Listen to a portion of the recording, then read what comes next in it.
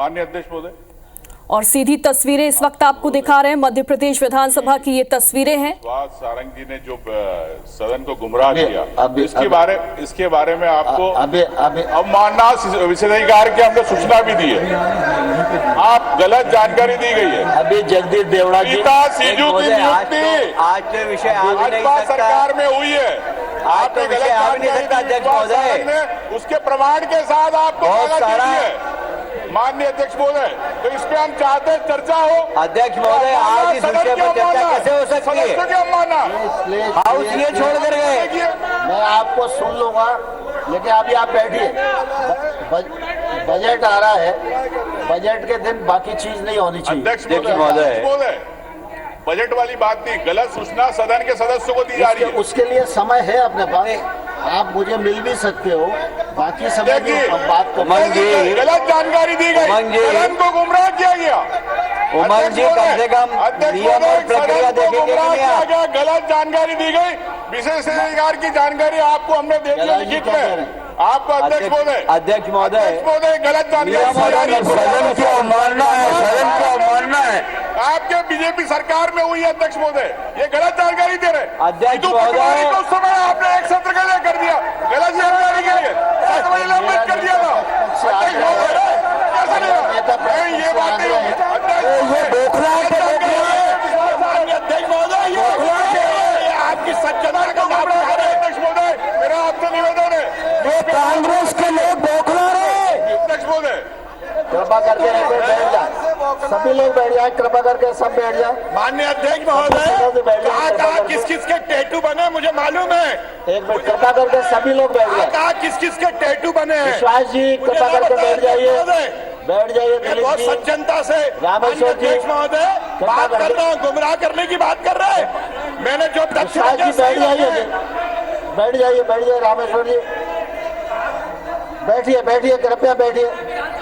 हेमंत जी बैठिए, हेमंत जी बैठिए, हेमंत जी बैठिए, हेमंत जी बैठिए। अपनी बात रख दे, हमारी बारी है तो सदन छोड़कर भाग गए। ये हमेशा ऐसे ही करते हैं, कांग्रेस के सदस्य ऐसे ही करते हैं, अपनी बात रखते थे। जब हमारी बात बोल सभी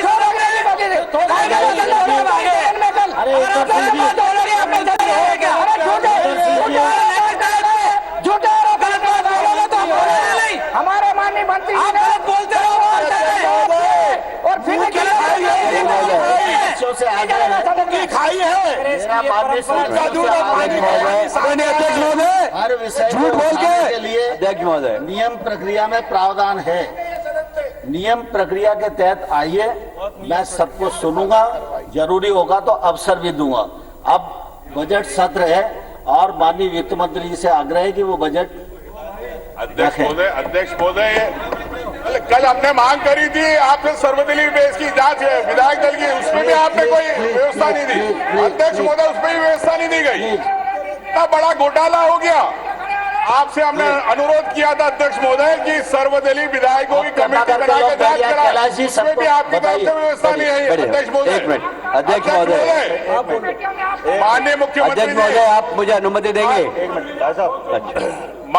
माननीय अध्यक्ष महोदय, मैं बड़ी विनम्रता के साथ आपसे निवेदन करना चाहूंगा कि ये जो व्यवस्था बिगाड़ी जा रही है, मैं उम्मीद करता हूं कि नेता प्रतिपक्ष सहित पूरे पक्ष और विपक्ष के लोग सदन की जो मान्य परंपरा की व्यवस्था आपने दी है उसका पालन सबको करना चाहिए।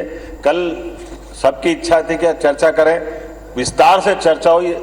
सदन के इतिहास में आज तक कभी ऐसा नहीं हुआ कि 4 घंटे तक सदन में चर्चा हो, ध्यानाकर्षण, क्या चीज दिल खोल करके बात। अब उस विषय को इस ढंग से लेना, मैं समझता हूं कि सदन का समय भी जाया करना है और ये बजट जैसे महत्वपूर्ण विषय पे ध्यान भटकाने का प्रयास भी है। मैं उम्मीद करता हूं आप कोई नहीं बोलेगा। अब आप कृपया व्यवस्था दें ताकि बजट प्रस्तुत। माननीय अध्यक्ष महोदय, आपके माध्यम से मुख्यमंत्री जी से कहना चाहूंगा कि इतना बड़ा विषय था तो आपको रहना था। मेरा आपसे निवेदन है, रही बात ठीक है, ये प्रतिपक्ष से मेरा आग्रह है, सरकार की सामूहिक जिम्मेदारी आपकी व्यवस्था, सभी मंत्री लेकिन मेरा उपस्थित थे। सारी बात मेरा आपसे ये है कि कल हमने दोबारा बात माननीय करना इस मुख्यमंत्री व्यवस्था का माननीय अध्यक्ष सर्वदलीय हमने जांच की बात करी कमेटी की, उस पर हमारा है ही अध्यक्ष महोदय बहुत गलत है। अध्यक्ष मांग का जवाब नहीं दिया। अध्यक्ष महोदय बहुत गलत है। आपके निर्देश के बाद इस प्रकार नेता प्रतिपक्ष का खड़ा होना ये बहुत गलत है। अध्यक्ष महोदय कृपया बैठिए। अध्यक्ष महोदय ये बिल्कुल संसदीय परंपरा नहीं है। अध्यक्ष महोदय हाथ जोड़ के अनुरोध कृपया किया था। बैठिए। आपके निर्देश के बाद ध्यानाकर्षण पर पर्याप्त चर्चा इस विषय पर हो चुकी है, इसलिए आप सदन में इस विषय पर चर्चा नहीं यादव होगी। जी ने आज बीसीसीआई माननीय का नोटिस जगदीश दिया। देवड़ा जी बजट पढ़ेंगे। सचिन यादव जी ने बीसीसीआई का नोटिस दिया, गलत गुमराह किया गया, पूरे सदन को गलत जानकारी, मैं प्रमाण के साथ दिया। नेता प्रतिपक्ष महोदय उसके लिए नियम है, नियम के अंतर्गत आइए। अध्यक्ष महोदय नियम में दिया, अभी पुस्तक आपको भिजवाता हूँ, बजट को आगे बढ़ने दीजिए। व्यवस्था है उसकी। अध्यक्ष महोदय पुस्तक मैं आपको भिजवाता हूँ, आप जरा नेता प्रतिपक्ष को भेंट कर दीजिए कि कम से कम नियम और प्रक्रिया से विधानसभा चलती। कभी भी उठ के खड़े हो गए और कुछ भी विषय बात करने लग गए, ये कोई तरीका? अध्यक्ष महोदय ये संसदीय मर्यादा है क्या? अध्यक्ष आप बात करें ना, आप बात करें नियम और कानून से, हम चर्चा से पीछे नहीं हटते। अध्यक्ष महोदय आज आप बोलेंगे अपने हिसाब से, नियम है क्या बोलेंगे?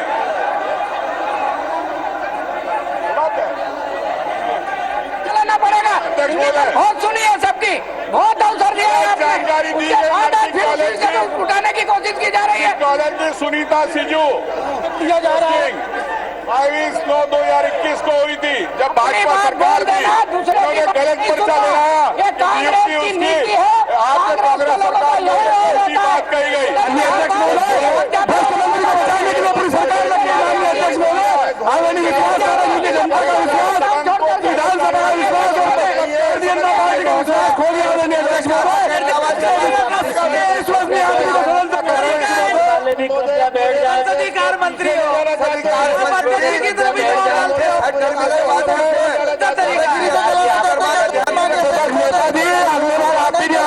बंटवारे की तरह ज्यादा बोलोगे तो जनता सुन रही।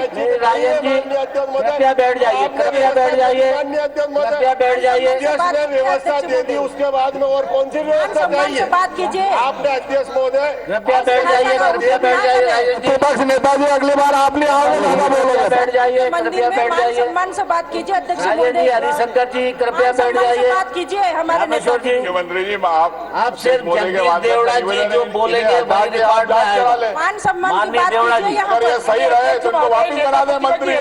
नेताजी जरा हमारे फैसले लगे इसमें आ गए थे, बोला करना हो नहीं है। इनके विपक्ष है भाई।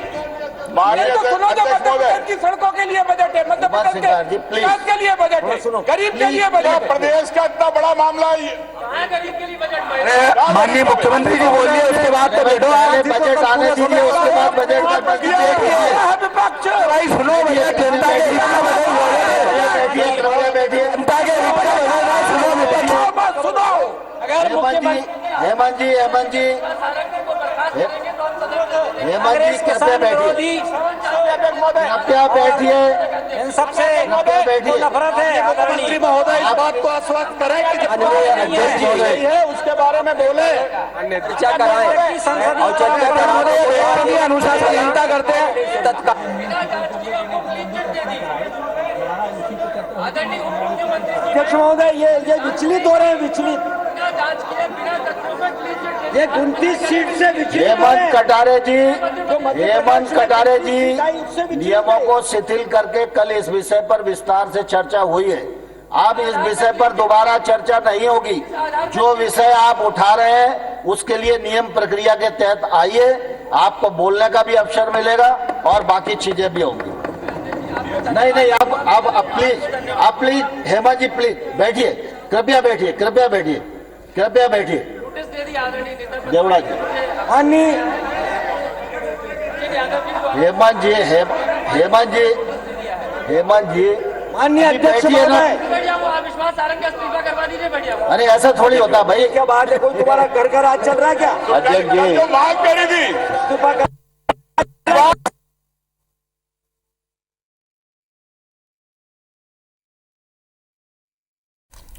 तो देखिए, बजट पेश होने से पहले विपक्ष का हंगामा यहां पर नरसिंह घोटाले को लेकर आप देख रहे हैं। और जैसा कि पहले भी कयास लगाए जा रहे थे कि नरसिंह घोटाले को लेकर विपक्ष हंगामा करेगा और वैसा ही हुआ। अनुरोध है मुख्यमंत्री जी के सर्वदलीय कमेटी बना के विधायकों की जांच करा ले।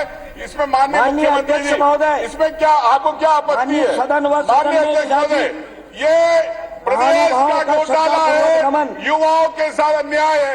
माननीय अध्यक्ष महोदय, सदन के सदस्यों को गलत जानकारी दी जा रही है। गलत जानकारी आपको सचिन यादव ने आपको दिया। माननीय अध्यक्ष महोदय, से जुलाई 2024 तक की अवधि के आवश्यक व्ययों एवं पूर्व से चल रही योजनाओं व परियोजनाओं को निर्बाध रखे जाने के लिए रहा है।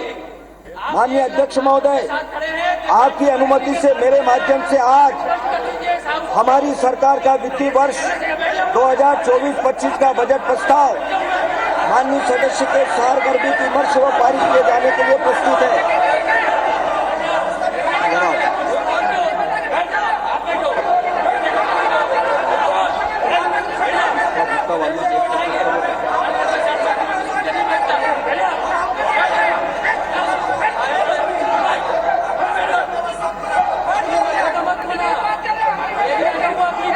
इंदर सिंह जी, आप किसी का रिकॉर्ड में नहीं जा रहा है। जबरदस्ती ऊर्जा व्यय मत करो, किसी का रिकॉर्ड में नहीं जा रहा है।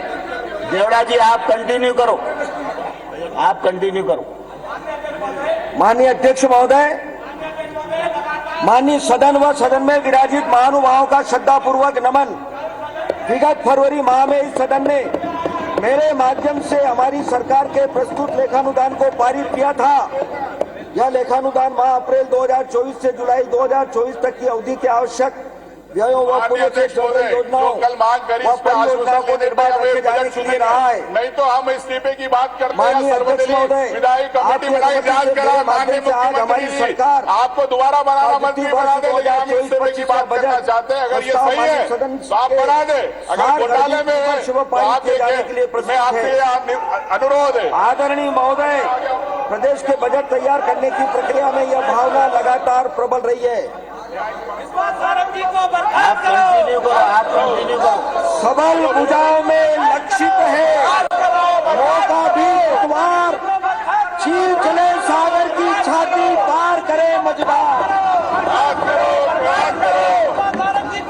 मैं विश्वास दिलाता हूँ कि सदन द्वारा पारित की गई राशि का पूर्ण उपयोग प्रदेश में विकास तथा जनता के जीवन में सहजता लाने के लिए होगा।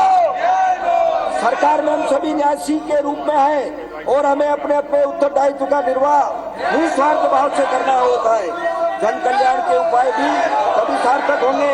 युवाओं को न्याय दो और मुख्यधारा से पिछड़ गई युवाओं को न्याय दो, आकांक्षाओं और अपेक्षाओं को पूरा कर सकेंगे। माननीय अध्यक्ष महोदय, सरकार का यह बजट प्रदेश को समग्र रूप से बनाने के हमारे सफल व परिणामजनक इस्तीफा दो। युवाओं को न्याय दो, युवाओं को न्याय दो। जनता को यह विश्वास दिलाता हूँ, इस्तीफा दो। शिक्षा व छात्र अधोसंरचनाओं का विस्तार, रोजगार, स्वरोजगार, औद्योगिक विकास आदि के साथ साथ पर्यावरण उपयुक्त जीवन शैली तथा प्रदेश की प्राचीन संस्कृति, सभ्यता, सरोकार और गौरवशाली इतिहास को आगे बढ़ाने जैसे कार्यक्रमों के लिए आर्थिक इस्तीफा दो।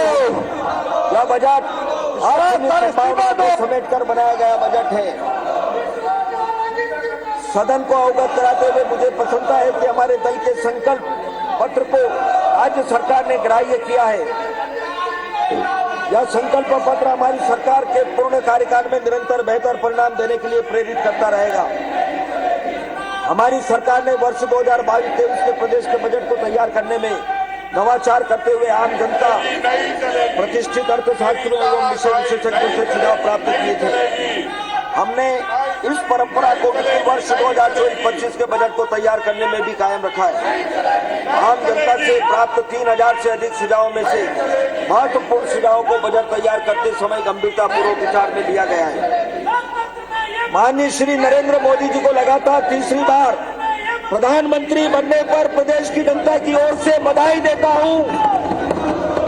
मैं प्रदेश की जनप्रिय मुख्यमंत्री डॉक्टर मोहन यादव जी का भी आभार व्यक्त करता हूं, जिनके ऊर्जावान नेतृत्व व रणनीति के परिणाम स्वरूप प्रदेश की संपूर्ण संसदीय सीटों पर हमारे दल के प्रतिनिधि निर्वाचित हुए। मैं देश और प्रदेश की जनता का भी उनके सूझबूझ के निर्णय के लिए अभिनंदन करता हूं, जिनके कारण हमारे दल को देश और प्रदेश में नेतृत्व करने का अवसर मिला। तत्काल इन पे कार्रवाई होना चाहिए पूरे सदन के हमारे विधायक दल की तरफ से। वैश्विक स्तर पर आर्थिक अवस्था के बावजूद भी माननीय प्रधानमंत्री श्री नरेंद्र मोदी इस्तीफा दो, माननीय मुख्यमंत्री अंतर्राष्ट्रीय जांच कराना चाहिए। माननीय मुख्यमंत्री जी से मेरा अनुरोध है कि आप भारत की अर्थव्यवस्था का स्थान विश्व की सबसे बड़ी अगर पांच अर्थव्यवस्थाओं में है। माननीय प्रधानमंत्री जी का वर्ष 2047 तक भारत को विकसित राष्ट्र बनाने का लक्ष्य है। हमारे कर्मठ व जुझारू मुख्यमंत्री डॉक्टर मोहन यादव जी के कुशल नेतृत्व में हमारी सरकार का प्रयास है कि आगामी 5 वर्षों में वार्षिक बजट के आकार को दोगुना किया जाएगा। नेता प्रतिपक्ष से मेरा आग्रह है कि मर्यादा का पालन करें। ये बजट सत्र है, प्रस्तुत बजट को सुने, उसके बाद उस पर प्रतिक्रिया दें। बजट की तुलना बजट सत्र को बाधित करना ठीक 16% नहीं से है। अधिक वृद्धि मैं की माननीय है। सभी सदस्यों को अनुरोध करना चाहूंगा अपने प्रदेश में आसन को निरंतर ग्रहण कुशल करें। वित्तीय प्रबंधन एवं आर्थिक गतिविधियों के विस्तार से प्रदेश में प्रति व्यक्ति आय में निरंतर वृद्धि हो रही है। प्रचलित भावों पर वर्ष 2023-24 अग्रिम अनुमान अनुसार प्रति व्यक्ति आय 1,42,563 रुपये है। उल्लेखनीय है कि वर्ष 2003-04 में प्रति व्यक्ति आय मात्र 13,465 रुपये थी, जो बढ़कर अब लगभग 11 गुना हो गए। नीति आयोग भारत सरकार द्वारा जनवरी 24 में जारी रिपोर्ट के अनुसार वर्ष 2013-14 से वर्ष 2022 के अवधि में मध्य प्रदेश के 2,30,00,000 लोग बहुआयामी गरीबी से बाहर आए हैं। अधोसंरचना विस्तार तथा संधारण, भौतिक अधोसंरचना का निर्माण एवं संधारण आत्मनिर्भरता की आधारशिला है। हमारी सरकार माननीय प्रधानमंत्री जी एवं माननीय वित्त मंत्री भारत सरकार की आभारी है, जिनकी प्रगतिशील नीतियों के कारण पूरे देश में अधोसंरचना विकास के लिए बड़े स्तर पर निवेश हो रहा है। प्रदेश में किए जा रहे पूंजीगत निवेश से प्रदेश में सड़कों और पुलों का जाल बिछाने न केवल यातायात सुगम हुआ, बल्कि सिंचाई, पर्यटन, रोजगार, औद्योगिक आदि के माध्यम से अर्थव्यवस्था को भी नई ऊर्जा, नई गति, नई ताकत, नई दिशा मिली है। पूंजीगत कार्यों के लिए भारत सरकार द्वारा निर्धारित मापदंडों की पूर्ति करने में प्रदेश सफल रहा है। विशेष केंद्रीय सहायता योजना अंतर्गत प्रदेश को वर्ष 2023-24 में भारत सरकार से रुपये 8,808 करोड़ की राशि प्राप्त होनी थी, परंतु हमारे कर्मनिष्ठ माननीय मुख्यमंत्री जी के विशेष प्रयासों से परिणाम स्वरूप रुपये 3,829 करोड़ अतिरिक्त रूप से प्राप्त हुए हैं। इसी क्रम में इस योजना में वर्ष 2024-25 में भारत सरकार से रुपये 15,000 करोड़ प्राप्त करने के प्रयास किए जाएंगे। वित्तीय वर्ष 2023-24 में पूंजीगत व्यय रुपये 60,689 करोड़ हुआ, जो कि वित्तीय वर्ष 22-23 की तुलना में लगभग 29% अधिक है। महोदय, मुझे सदन को यह अवगत कराते हुए गौरव की अनुभूति हो रही है कि राज्य शासन एक वित्तीय वर्ष में अब तक सर्वाधिक पूंजीगत व्यय, जो कि अपने आप में कीर्तिमान है। सड़क एवं पुल वित्तीय वर्ष 2023-24 में 6,646 किलोमीटर सड़क निर्माण तथा 4,708 किलोमीटर सड़क नवीनीकरण एवं 123 पुलों का निर्माण पूर्ण किया गया है। इसके अतिरिक्त प्रदेश के चिन्हित रेलवे क्रॉसिंग को समाप्त करने की दिशा में 116 रेलवे और ब्रिज के निर्माण की कार्रवाई प्रगतिरत है। प्रदेश में निर्माणाधीन रेल परियोजनाओं को और अधिक गति देने के उद्देश्य से भारत सरकार एवं राज्य सरकार के विभागों के माध्यम से के लिए लोक निर्माण विभाग को बनाया गया है। आगामी 5 वर्षों में मुख्यमंत्री जी आपसे अनुरोध है किलोमीटर का अटल प्रगति पर 900 किलोमीटर का नर्मदा प्रगति पर 676 किलोमीटर के विंध्य एक्सप्रेस वे 450 किलोमीटर का निर्माण विकास पर मंत्रिमंडल में 320 किलोमीटर का बुंदेलखंड विकास पर 746 किलोमीटर का मध्य भारत विकास पथ के कार्य प्रस्तावित थे। इन मार्गों के दोनों इससे रोजगार व स्वरोजगार अवसर उपलब्ध होंगे। भोपाल, इंदौर, जबलपुर एवं ग्वालियर में सुगम यातायात के लिए एलिवेटेड माननीय मुख्यमंत्री जी, प्रदेश के युवाओं की बात है, क्या आप युवाओं को नहीं चाहते प्रदेश के? मैं आपसे अनुरोध करना है, युवाओं की तरफ देंगे। हजारों युवा जिनसे अवैध वसूली की गई, उनके बारे में सोचे। आप प्रमुख है प्रदेश के, आपको न्याय करना चाहिए माननीय युवाओं के साथ प्रदेश के। यह अन्याय होगा, इसमें कांग्रेस बीजेपी की बात नहीं है, स्पष्ट रूप से युवाओं की बात करना चाह रहा हूँ। 19,378 किलोमीटर लंबाई की 8,410 सड़कों से बारामासी मार्ग से जोड़ा जा चुका है। सड़क एवं पुल के निर्माण अनुसंधान के लिए 2024-25 में लगभग रुपये 10,000 करोड़ का प्रावधान प्रस्तावित है। माननीय प्रधानमंत्री नरेंद्र मोदी जी ने जल जीवन मिशन प्रारंभ कर जल क्रांति को जन्म दिया है। हमारी सरकार का संकल्प है कि प्रदेश के हर घर में नल से जल उपलब्ध कराया जाए।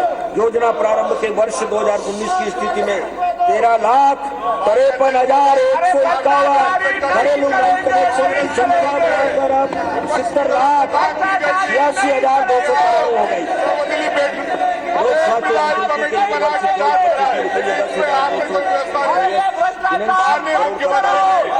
सर्वदलीय कमेटी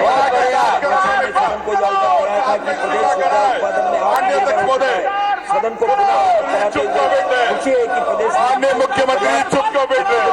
क्या प्रदेश के युवाओं को नहीं जानते? प्रदेश के युवाओं की भावना नहीं जानते? विद्युत का प्रदाय किया जा रहा है। दिनांक 26 जनवरी 2023 को प्रदेश के इतिहास में सर्वाधिक 17,614 मेगावाट शिफ्ट की मांग पूर्ति की गई। वर्ष 2024-25 में अमरकंटक एवं सतपुरा ताप विद्युत ग्रामों में 660 मेगावाट की नई विस्तार इकाइयों का निर्माण कार्य, 603 सर्किट किलोमीटर पारेषण लाइनों एवं 2,908 MVA क्षमता के अति उच्च दाब उपकेंद्र के कार्य प्रस्तावित है। गुणवत्तापूर्ण और विश्वसनीय विद्युत आपूर्ति के उद्देश्य की प्राप्ति के लिए विभिन्न डिस्ट्रीब्यूशन सेक्टर स्कीम RDSS का क्रियान्वयन किया जा रहा है। प्रदेश में नवकरणीय ऊर्जा स्थापना क्षमता की दृष्टि से अग्रवर्ती प्राप्त की है। मैंने अपने बजट भाषण में प्रदेश के नीमच जिले में 500 मेगावाट, आगर जिले में 550 मेगावाट, शाजापुर जिले में 450 मेगावाट की सौर ऊर्जा परियोजना का विकास अवगत कराते हुए खुशी है कि आगर जिले की 550 मेगावाट क्षमता सौर परियोजना से मुख्यमंत्री जी प्रदेश के युवाओं की बात नहीं करना चाह रहे, उनकी भावना देखें, उनके बारे में सोचें। मेरा आपसे अनुरोध है माननीय मुख्यमंत्री जी से कि उन युवाओं की बात को न्याय करें।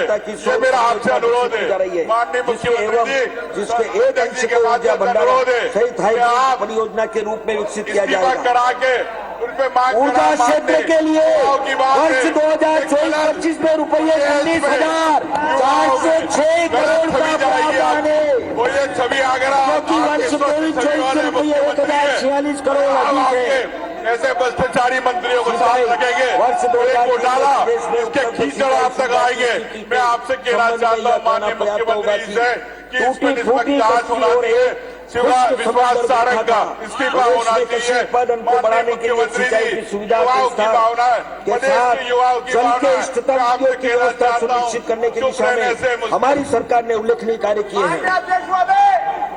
प्रदेश में सिंचाई के क्षेत्र में समृद्ध एवं सतत विकास एवं कृषि को लाभ का व्यवसाय बनाने के उद्देश्य से सिंचाई अंतर्गत क्षेत्रफल को वर्ष 2025-26 तक 63 लाख हेक्टेयर एवं वर्ष 2028-29 तक 1 करोड़ हेक्टेयर किए जाने का लक्ष्य है। वर्तमान में लगभग 50 लाख हेक्टेयर की सिंचाई सदन में गलत जानकारी दी जाएगी। क्षमता निर्मित हो गई है। क्षेत्र लक्ष्य की पूर्ति विभिन्न सिंचाई परियोजना निर्माण पदक सदन में गलत जानकारी दी जा रही। सदन को गुमराह किया विश्वास सारंग ने। के उद्देश्य की पूर्ति के लिए 133 वर्ग माध्यम बेस लाइन सूक्ष्म सिंचाई प्रणाली आधारित परियोजना निर्माणाधीन है। इन परियोजनाओं के पूर्ण होने पर लगभग 48 लाख हेक्टेयर सिंचाई की क्षमता निर्मित होगी।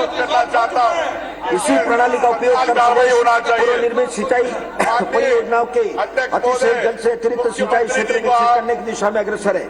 तो मैं कहना चाहूंगा ट्रेन बेतवा लिंक परियोजना जिसकी अनुमानित लागत 44,605 करोड़ बुंदेलखंड क्षेत्र के मंत्रियों को अपने इसमें क्यों रखना चाहते हैं? आप जिलों में 1,200 ग्रामों के 11,000 सिंचाई योजना के साथ साथ 41 की आबादी पेयजल की सुविधा उपलब्ध होगी। इसके अतिरिक्त 130 मेगावाट विद्युत उत्पादन भी होगा। मध्य प्रदेश ने राजस्थान के साथ MOU पर पार्वती काली सिंध चंबल अंतर्राष्ट्रीय नदी लिंक परियोजना के निर्माण की सुविधा की सहमति बनाई है। इस परियोजना के से प्रदेश में 10 जिलों में 4 लाख हेक्टेयर नवीन सिंचाई क्षमता निर्मित होगी तथा पेयजल एवं उद्योग के लिए भी जल उपलब्ध होगा। नर्मदा जल विवाद न्यायाधिकरण के द्वारा मध्य प्रदेश को आवंटित 18 नर्मदा जल का उपयोग सुनिश्चित करने के लिए सिंचाई परियोजनाओं का क्रियान्वयन तेजी से किया जा रहा है। नर्मदा घाटी की समस्त सिंचाई परियोजनाओं के पूर्ण होने पर लगभग 28,41,111 हेक्टेयर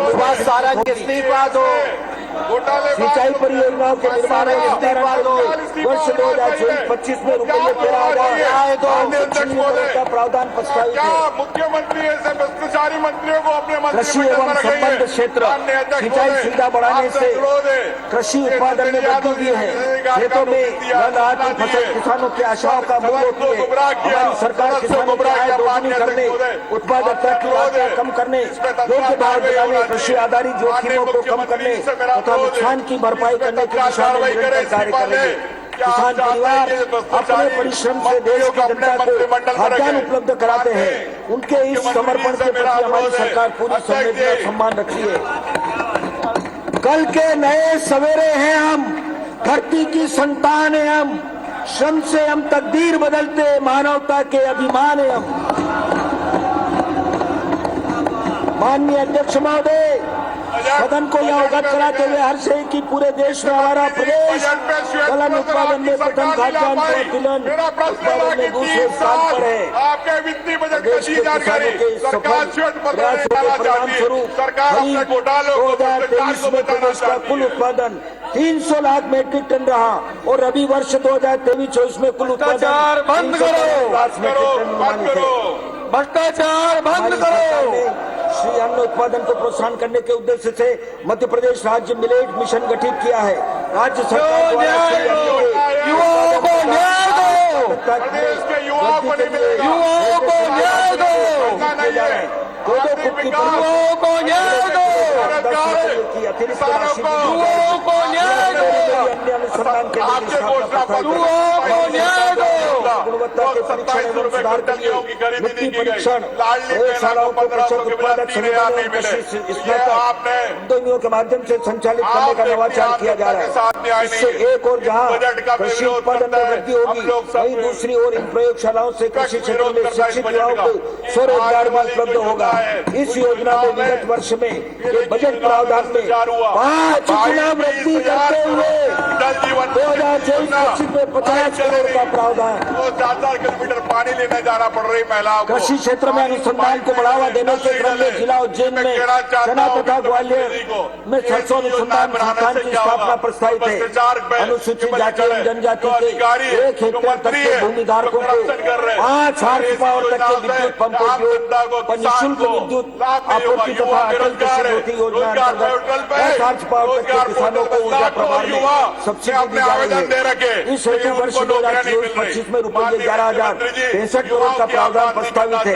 प्रधानमंत्री किसान सम्मान निधि योजना के अंतर्गत किसानों को सरकार द्वारा वर्ष में 6,000 की सहायता राशि उपलब्ध कराई जाती है। राज्य सरकार भी मुख्यमंत्री किसान कल्याण योजना के माध्यम से रुपये 6,000 प्रति वर्ष की सहायता राशि उपलब्ध कराई जा रही है। इस प्रकार दोनों योजनाओं के से प्रति वर्ष प्रति किसान रुपये 12,000 की सम्मान निधि लगभग 82 लाख किसानों को उपलब्ध कराई जा रही है। मुख्यमंत्री किसान कल्याण योजना में रुपये 4,900 करोड़ का प्रावधान प्रस्तावित है। घोटालों के अंदर जाएगा। कृषकों को उनकी उपज का बेहतर मूल्य प्राप्त हो सके, इसके लिए न्यूनतम समर्थन मूल्य के अतिरिक्त उपार्जन पर रुपये 125 प्रति क्विंटल बोनस दिया जा रहा है। इस योजना में राशि का प्रावधान प्रस्तावित है। प्राकृतिक आपदा से होने वाले नुकसान की भरपाई युवाओं को न्याय दो साथ खड़ी है। प्रधानमंत्री युवाओं को न्याय दो खरीद 2023 में युवाओं को न्याय दो की रबी एवं रबी 2023 को न्याय दो 96,000 कृषि बीमित है। भ्रष्टाचार बंद करो। इस योजना के अंतर्गत रुपये 2,000 करोड़ का प्रावधान प्रस्तावित है। कृषि क्षेत्र में निजी पूंजी निवेश को प्रोत्साहित कर विविध फसलों की बाजार आधारित कराने तथा जलवायु आधारित अनुकूल फसलों को बढ़ावा देने के उद्देश्य से आरंभ की गई है। फसल विविधीकरण योजना अंतर्गत वर्ष 24-25 के बजट में रुपये 20 करोड़ की राशि प्रस्तावित है। कई लोग बैकलॉग की भर्ती के लिए किसानों को 0% ब्याज पर अल्पकालीन फसल बीमा योजना कराए जाने के उद्देश्य से बजट में रुपये 600 करोड़ का प्रावधान प्रस्तावित है। इस योजना से लगभग 32 लाख से अधिक कृषक लाभान्वित हो रहे हैं। प्राकृतिक खेती जलवायु परिवर्तन की चिंताओं को कम करने के लिए पर्यावरण पुनर्स्थापना जैसे लाभों के अलावा किसानों की आय बढ़ाने का अवसर प्रदान करती है। यह पद्धति मिट्टी की जैव विविधता में सुधार करने में मदद करती है। प्राकृतिक खेती प्रोत्साहन एवं विस्तार के लिए वर्ष 2024-25 में रुपये 30 करोड़ का प्रावधान प्रस्तावित है। प्रधानमंत्री गरीब कल्याण अन्न योजना अंतर्गत 5 करोड़ 37 लाख हितग्राहियों को निःशुल्क खाद्यान्न उपलब्ध कराया जा रहा है। प्रधानमंत्री योजना में अब तक लगभग 89 हितग्राहियों को निःशुल्क गैस कनेक्शन उपलब्ध कराया गया है। गरीबी रेखा से नीचे जीवन यापन करने वाले ऐसे हितग्राही जो प्रधानमंत्री उज्ज्वला योजना के लाभ से वंचित रह गए हैं, उन्हें राज्य सरकार की गैर उज्ज्वला योजना के अंतर्गत शामिल किया गया है। इन दोनों योजनाओं में वर्ष 2024-25 के लिए राशि रुपये 520 करोड़ का प्रावधान। सरकार से श्रमयोगी की परिकल्पना को साकार करने हेतु हमारी सरकार निरंतर प्रयासरत है। वर्ष 23-24 में किसानों को रुपये 19,946 करोड़ का फसल ऋण भी वितरण किया गया है, जो कि वर्ष 22-23 की तुलना में रुपये 1,490 करोड़ अधिक है। वर्ष 2024-25 में 23,000 करोड़ फसल ऋण वितरण का लक्ष्य है। पशुपालकों एवं गौ संवर्धकों के विकास एवं संरक्षण के लिए हमारी सरकार सदैव कृत संकल्पित रही है। पशुपालकों एवं गौ संवर्धन से संबंधित योजनाओं में पिछले वर्ष के बजट प्रावधान रुपये 335 करोड़ की तुलना में 2024-25 में 76% वृद्धि करते हुए 590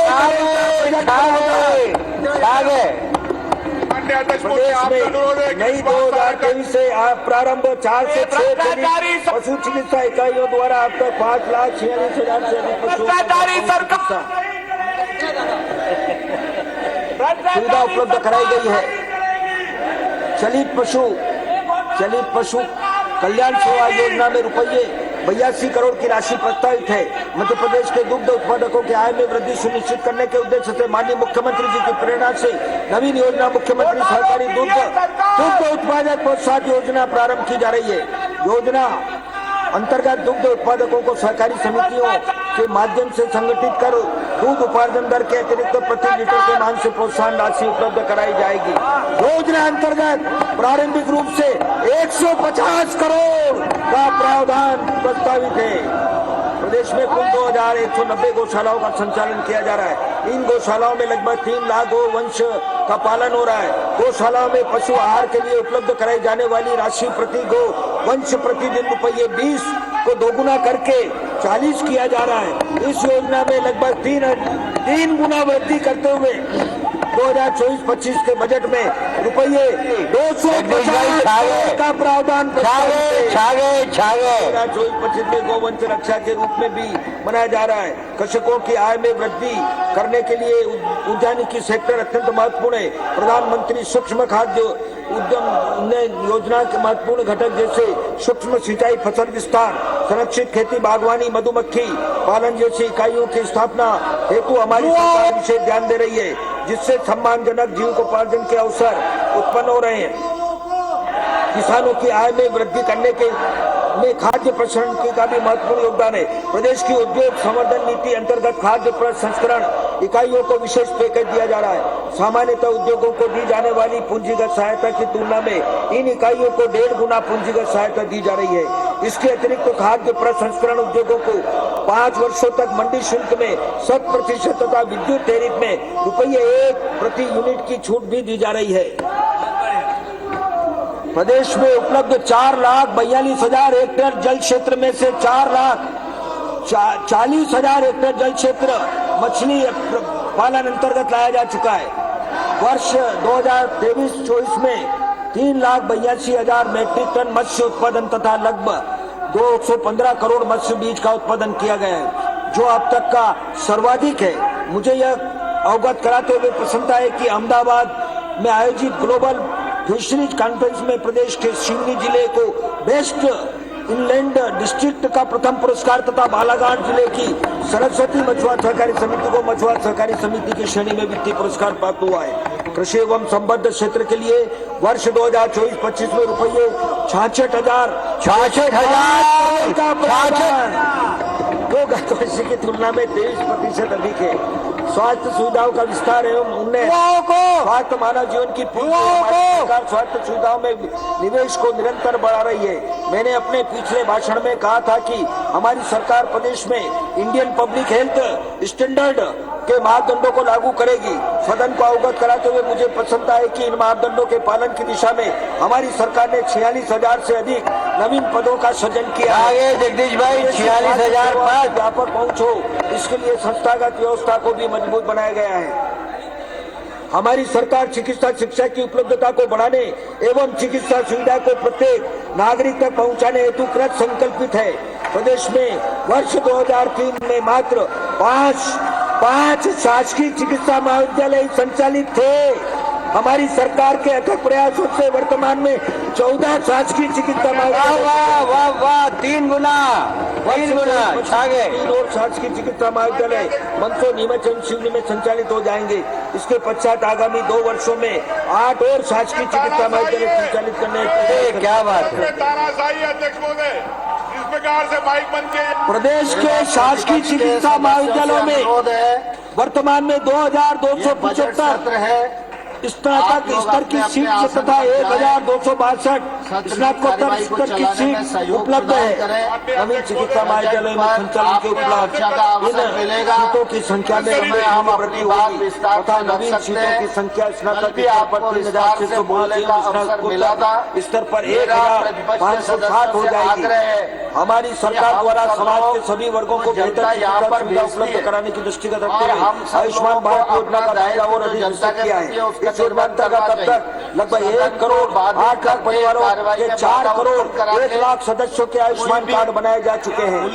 आयुष्मान हितग्राहियों के लिए नवीन बेनिफिट पैकेज 2022 लागू किया गया है। इसमें पूर्व की 1,670 चिकित्सा प्रक्रियाओं को विस्तारित करते हुए अब 1,952 प्रक्रियाओं के अंतर्गत हितग्राहियों को लाभान्वित किया जा रहा है। राज्य में अब 1,000 से भी अधिक चिकित्सालयों को योजना के अंतर्गत संबद्ध किया गया है। इस योजना हेतु कुल राशि रुपये 1,381 करोड़ का प्रावधान प्रस्तावित है, जो 45% अधिक है। हमारी सरकार राज्य के नागरिकों के निःशुल्क जांच सुविधा उपलब्ध कराने हेतु निरंतर प्रयासरत है। निजी भागीदारी के माध्यम से वेट लीज मॉडल अंतर्गत जिला चिकित्सालयों में 132 प्रकार की तथा हब एंड स्पोक मॉडल के अंतर्गत ग्रामीण क्षेत्रों में 45 प्रकार की जांच सुविधाएं उपलब्ध कराई गई है। प्रदेश में गंभीर रोगियों को आपात स्थिति में उचित समय पर उच्च स्तरीय चिकित्सा उपचार उपलब्ध कराने हेतु पीएम श्री एयर एम्बुलेंस सेवा योजना प्रारंभ की गई है। धन्यवाद सीएम साहब, मुख्यमंत्री जी धन्यवाद। देश के शासकीय चिकित्सालयों में उपचार दौरान हो जाने पर पार्थिव शरीर परिजनों को सम्मान सौंपकर घर तक पहुंचाने के लिए मध्य प्रदेश शांति वाहन सेवा प्रारंभ की गई है। आयुष चिकित्सा पद्धति से उपचार की सुविधा को प्रदेश में विस्तारित किया जा रहा है। वर्ष 23-24 में 1 करोड़ 37 लाख जनसंख्या का आयुष पद्धति से उपचार किया गया है। प्रदेश में बालाघाट, शहडोल, सागर, नर्मदापुरम एवं मुरैना में आयुर्वेद चिकित्सा प्रारंभ किए जाएंगे। प्रदेश में 800 आयुष आरोग्य मंदिर का संचालन भी प्रारंभ किया गया है। स्वास्थ्य क्षेत्र के लिए वर्ष 24-25 हेतु रुपये 21,144 करोड़ जो कि वर्ष 23-24 के बजट अनुमान से 34% अधिक है।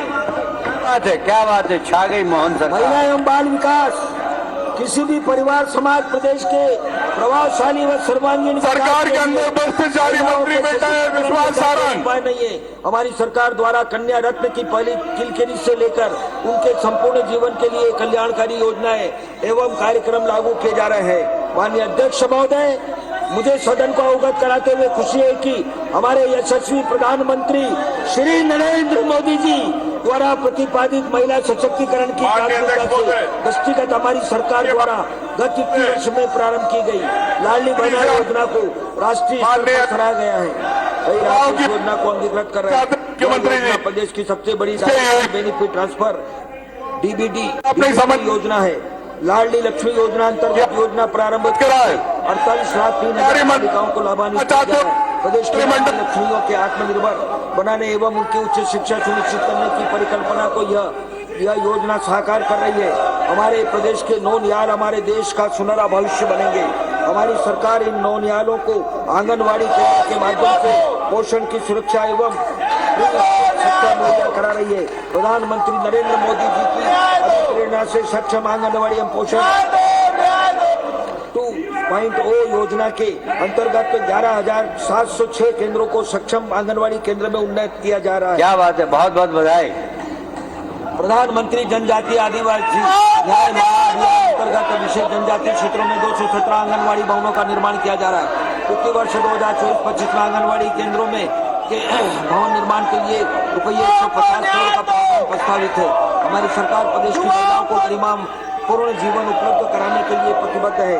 लाडली लक्ष्मी एवं लाडली बहना योजना से हमारी बहन बेटियां न केवल अपनी छोटी छोटी आवश्यकताओं को पूरा करने में समर्थ है, बल्कि बैंकिंग प्रणाली से जुड़ने का अवसर पाकर उनमें वित्तीय जागरूकता का संचय भी हो रहा है। महिलाओं को आर्थिक रूप से सशक्त आत्मनिर्भर बनने, परिवार के निर्णय में उनकी सशक्त भूमिका और सामाजिक सम्मान में वृद्धि सरकार के प्रयासों को फलीभूत कर रही है। इन योजनाओं के सफल क्रियान्वयन का भी परिणाम है कि प्रदेश में बाल विवाह में निरंतर कमी आ रही है और जन्म के समय लिंगानुपात 927 से बढ़कर 956 हो गया है। बहुत बढ़िया, के लिए वर्ष बहुत अच्छा काम हो रहा है। रुपये 26,560 करोड़ का प्रावधान प्रस्तावित है, जो कि वर्ष 23-24 के बजट अनुमान से 81% अधिक है। हमारी सरकार महिलाओं एवं बालिकाओं के सर्वांगीण विकास के लिए शासन के लगभग सभी विभागों में योजनाएं संचालित कर रही है, जिसे जेंडर बजट के रूप में संकलित किया जाता है। वर्ष 24-25 में जेंडर बजट में 1,21,997 का प्रावधान है, जो गत वर्ष 23-24 के प्रावधान 1,02,976 करोड़ के प्रावधान से 19,021 करोड़। क्या बात है, छा गए। शिक्षा अज्ञान का तिमिर मिटाकर ज्ञान का दीप जलाती है। सर्व संसाधन युक्त स्कूल बच्चों पे संतुलित शारीरिक, मानसिक एवं बौद्धिक विकास की मजबूत नींव रखेगा। बच्चों के सर्वांगीण विकास की सोच के साथ हमने लाइफ का सपना पूरा बुना है। वित्तीय वर्ष 2024-25 स्कूल शिक्षा विभाग अंतर्गत लगभग 150 सीएम राइज विद्यालय नवीन भवन संचालित होंगे। इन विद्यालयों में 1 किलोमीटर से अधिक दूर रह रहे प्राथमिक शाला एवं 2 किलोमीटर से ज्यादा दूर रह रहे अन्य कक्षा के बच्चों के लिए परिवहन व्यवस्था लागू की गई है। सीएम राइज स्कूल विद्यालय के लिए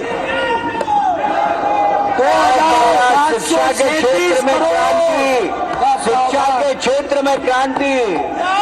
सरकार द्वारा शासकीय विद्यालयों में नई शिक्षा नीति के अभी तक 1,500 विद्यालयों में पूर्व प्राथमिक कक्षाएं संचालित की जा चुकी है। वर्ष 2024-25 में लगभग 3,200 प्राथमिक शालाओं में पूर्व प्राथमिक कक्षाएं प्रारंभ की जाएगी। विद्यार्थियों में कौशल विकास एवं इमर्जिंग ट्रेंड्स के दृष्टिगत AI, मशीन लर्निंग, कोडिंग आदि आधारित शिक्षा उपलब्ध कराई जाएगी। शासकीय स्कूलों में विषयवार शिक्षकों की उपलब्धता के साथ खेल, नृत्य, संगीत शिक्षकों में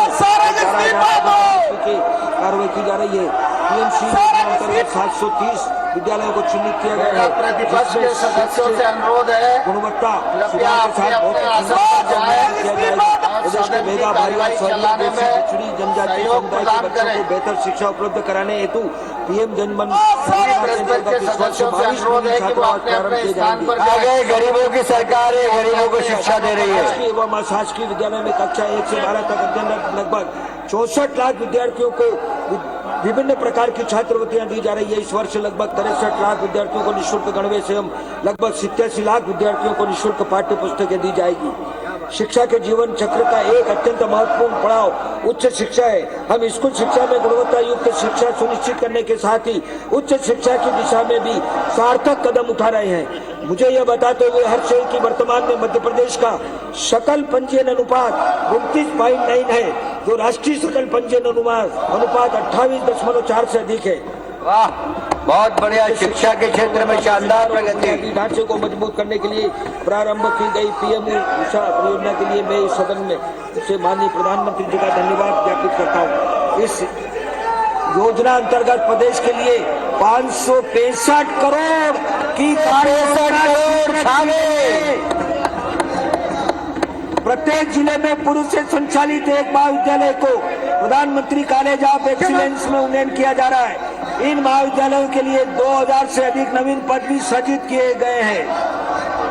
प्रदेश के विद्यार्थियों के लिए उच्च शिक्षा सुगम बनाने हेतु 3 नवीन शासकीय विश्वविद्यालय तथा क्रांति सूर्य टंट्या भील विश्वविद्यालय, खरगोन तात्या टोपे विश्वविद्यालय, गुना एवं रानी अवंतीबाई लोधी विश्वविद्यालय सागर की स्थापना की गई है। इसके अतिरिक्त 2 निजी विश्वविद्यालयों की स्थापना भी प्रदेश में हुई है। विश्व बैंक परियोजना के माध्यम से 247 महाविद्यालयों में राशि रुपये 244 करोड़ का प्रावधान कर भौतिक एवं अकादमिक अधोसंरचना विकास के कार्य कराए जा रहे हैं। हमारी सरकार हर हाथ को काम के उदाहरण पर कार्य कर रही है। युवाओं को तकनीकी शिक्षा एवं कौशल विकास के माध्यम से रोजगार के अवसर उपलब्ध कराए जा रहे हैं। प्रदेश में वर्तमान में कुल 268 शासकीय ITI संचालित है। इस वर्ष 22 नवीन ITI प्रारंभ की जाएगी, जिनसे 5280 अतिरिक्त सीट की वृद्धि होगी। देवास, छिंदवाड़ा एवं धारपुर स्किलिंग ITI में विकसित कर सोलर टेक्नीशियन एवं इलेक्ट्रिक व्हीकल मैकेनिक पाठ्यक्रम प्रारंभ किए गए हैं। विद्यार्थियों को विशिष्ट कौशल एवं आधुनिक तकनीक का प्रदान करने के उद्देश्य से प्रदेश में के प्रत्येक संभाग में स्थित इंजीनियरिंग पॉलिटेक्निक महाविद्यालय में कोडिंग लैब की स्थापना की जाएगी। मुख्यमंत्री मेधावी विद्यार्थी योजना अंतर्गत वित्तीय वर्ष 2023-24 में 61,000 से अधिक मेधावी विद्यार्थियों को लगभग रुपये 450 करोड़ की छात्रवृत्ति वितरित की गई। शिक्षा के लिए वर्ष 24-25 में रुपये 52,682 करोड़। क्या बात है। शिक्षा के क्षेत्र में धमाका, शिक्षा के क्षेत्र में धमाका। खेल एवं युवा कल्याण, युवाओं के शारीरिक व मानसिक क्षमताओं की वृद्धि तथा उनमें टीम भावना विकसित करने में खेलों की अहम भूमिका है। प्रदेश में अंतर्राष्ट्रीय स्तर की खेल सुविधाओं को विस्तारित किया जा रहा है। मैंने अपने पिछले बजट भाषण में अवगत कराया था कि भोपाल को स्पोर्ट्स हब बनाने का तथा प्रदेश में स्पोर्ट्स टूरिज्म को बढ़ाने हेतु नाथू बरखेड़ा भोपाल में अंतर्राष्ट्रीय स्तर के स्पोर्ट्स कॉम्प्लेक्स का निर्माण व अंतर्राष्ट्रीय स्तर के स्पोर्ट्स साइंस सेंटर की स्थापना की जाएगी। मुझे यह बताते हुए खुशी है कि नाथू बरखेड़ा में अंतर्राष्ट्रीय स्तर के हॉकी टर्फ एवं पेवेलियन का निर्माण लगभग पूर्ण। बहुत बढ़िया, बधाई। मुझे सदन को अवगत कराते हुए गौरव का अनुभव हो रहा है कि 19वें एशियाई खेल में प्रदेश के खिलाड़ियों ने 6 स्वर्ण पदक सहित 14 स्वर्ण पदक जीते। पैरा एशियन खेलों में 1 स्वर्ण पदक सहित 4 पदक अर्जित कर ऐतिहासिक प्रदर्शन किया है। वाह भाई, बहुत बढ़िया। ओलंपिक एवं पैरा ओलंपिक खेलों में प्रदेश के 5 खिलाड़ियों द्वारा प्रतिभागिता की जा रही है। शासकीय सेवा में नियुक्ति का चयन परीक्षा के लिए प्रदेश के युवाओं द्वारा जमा किए जाने वाले आवेदन शुल्क के भार को कम करने के लिए राज्य शासन द्वारा एक नवीन नीति बनाई जाएगी। खेल एवं युवा कल्याण विभाग के लिए वर्ष 2024-25 में रुपये 586 करोड़। जनजाति अनुसूचित जाति प्रदेश की जनजाति एवं उनकी संस्कृति प्रदेश की धरोहर है। हमारी सरकार का प्रयास है कि उनकी विशिष्ट जीवन शैली, संस्कृति व परिवेश को अक्षुण्ण रखते हुए उन्हें समाज की मुख्य धारा से जोड़े। इसी क्रम में पेशा अधिनियम, वन अधिकार अधिनियम जैसे कानूनों में संरक्षण व अधिकार दिए गए हैं। बंद करो को छात्रवृत्ति, निःशुल्क शिक्षा, रोजगार प्रशिक्षण, रोजगार में प्राथमिक विविध आर्थिक सहायता, बस्ती विकास योजना, निवारण योजना जैसी योजनाओं से वर्ग के जीवन स्तर में सुधार आया है। अनुसूचित क्षेत्रों में पंचायत का विस्तार, पेशा अधिनियम के तहत पेशा नियम नवंबर 2022 से प्रदेश में लागू है। यह नियम प्रदेश की कुल 5,210 ग्राम पंचायतों तथा 11,783 ग्रामों में लागू है। प्रदेश में इन नियमों के अंतर्गत प्राप्त अधिकारों का उपयोग जनजाति वर्ग के हितों के संरक्षण के लिए अत्यंत प्रभावशाली साबित हो रहा है। हमारे संवेदनशील प्रधानमंत्री नरेंद्र मोदी जी का विशेष आभार है कि उन्होंने विशेष पिछड़ी जनजातियों के बाहुल्य क्षेत्र में सर्वांगीण विकास सुनिश्चित करने के उद्देश्य से प्रधानमंत्री जनजाति मुख्यमंत्री जी युवाओं की बात, मध्य प्रदेश के युवाओं की इस योजना ध्यान नहीं दे रहे। माननीय मुख्यमंत्री में बहुउद्देशीय ग्रामीण आवास, के युवाओं की समग्र शिक्षा, इतना फर्जी के लिए रुपये प्रावधान परमिशन गलत दी गई, गलती हुई। जनजाति मुख्यमंत्री इसके अंदर दोषी जांच होना चाहिए। मंत्री जांच कराने में आप क्षेत्रों में स्वीकृत किए गए हैं। अन्य मुख्यमंत्री जी के माध्यम से छात्रों को शैक्षणिक एवं अन्य विधाओं की शिक्षा दी जाएगी। वित्तीय वर्ष 2024-25 में 38 विद्यालयों का निर्माण कार्य पूर्ण किया जाकर उनमें शैक्षणिक गतिविधियां प्रारंभ कर दी जाएगी। वित्तीय वर्ष 2024-25 में सेम राइज विद्यालयों में 667 करोड़ का प्रावधान छा गई मोहन सरकार, छा गई।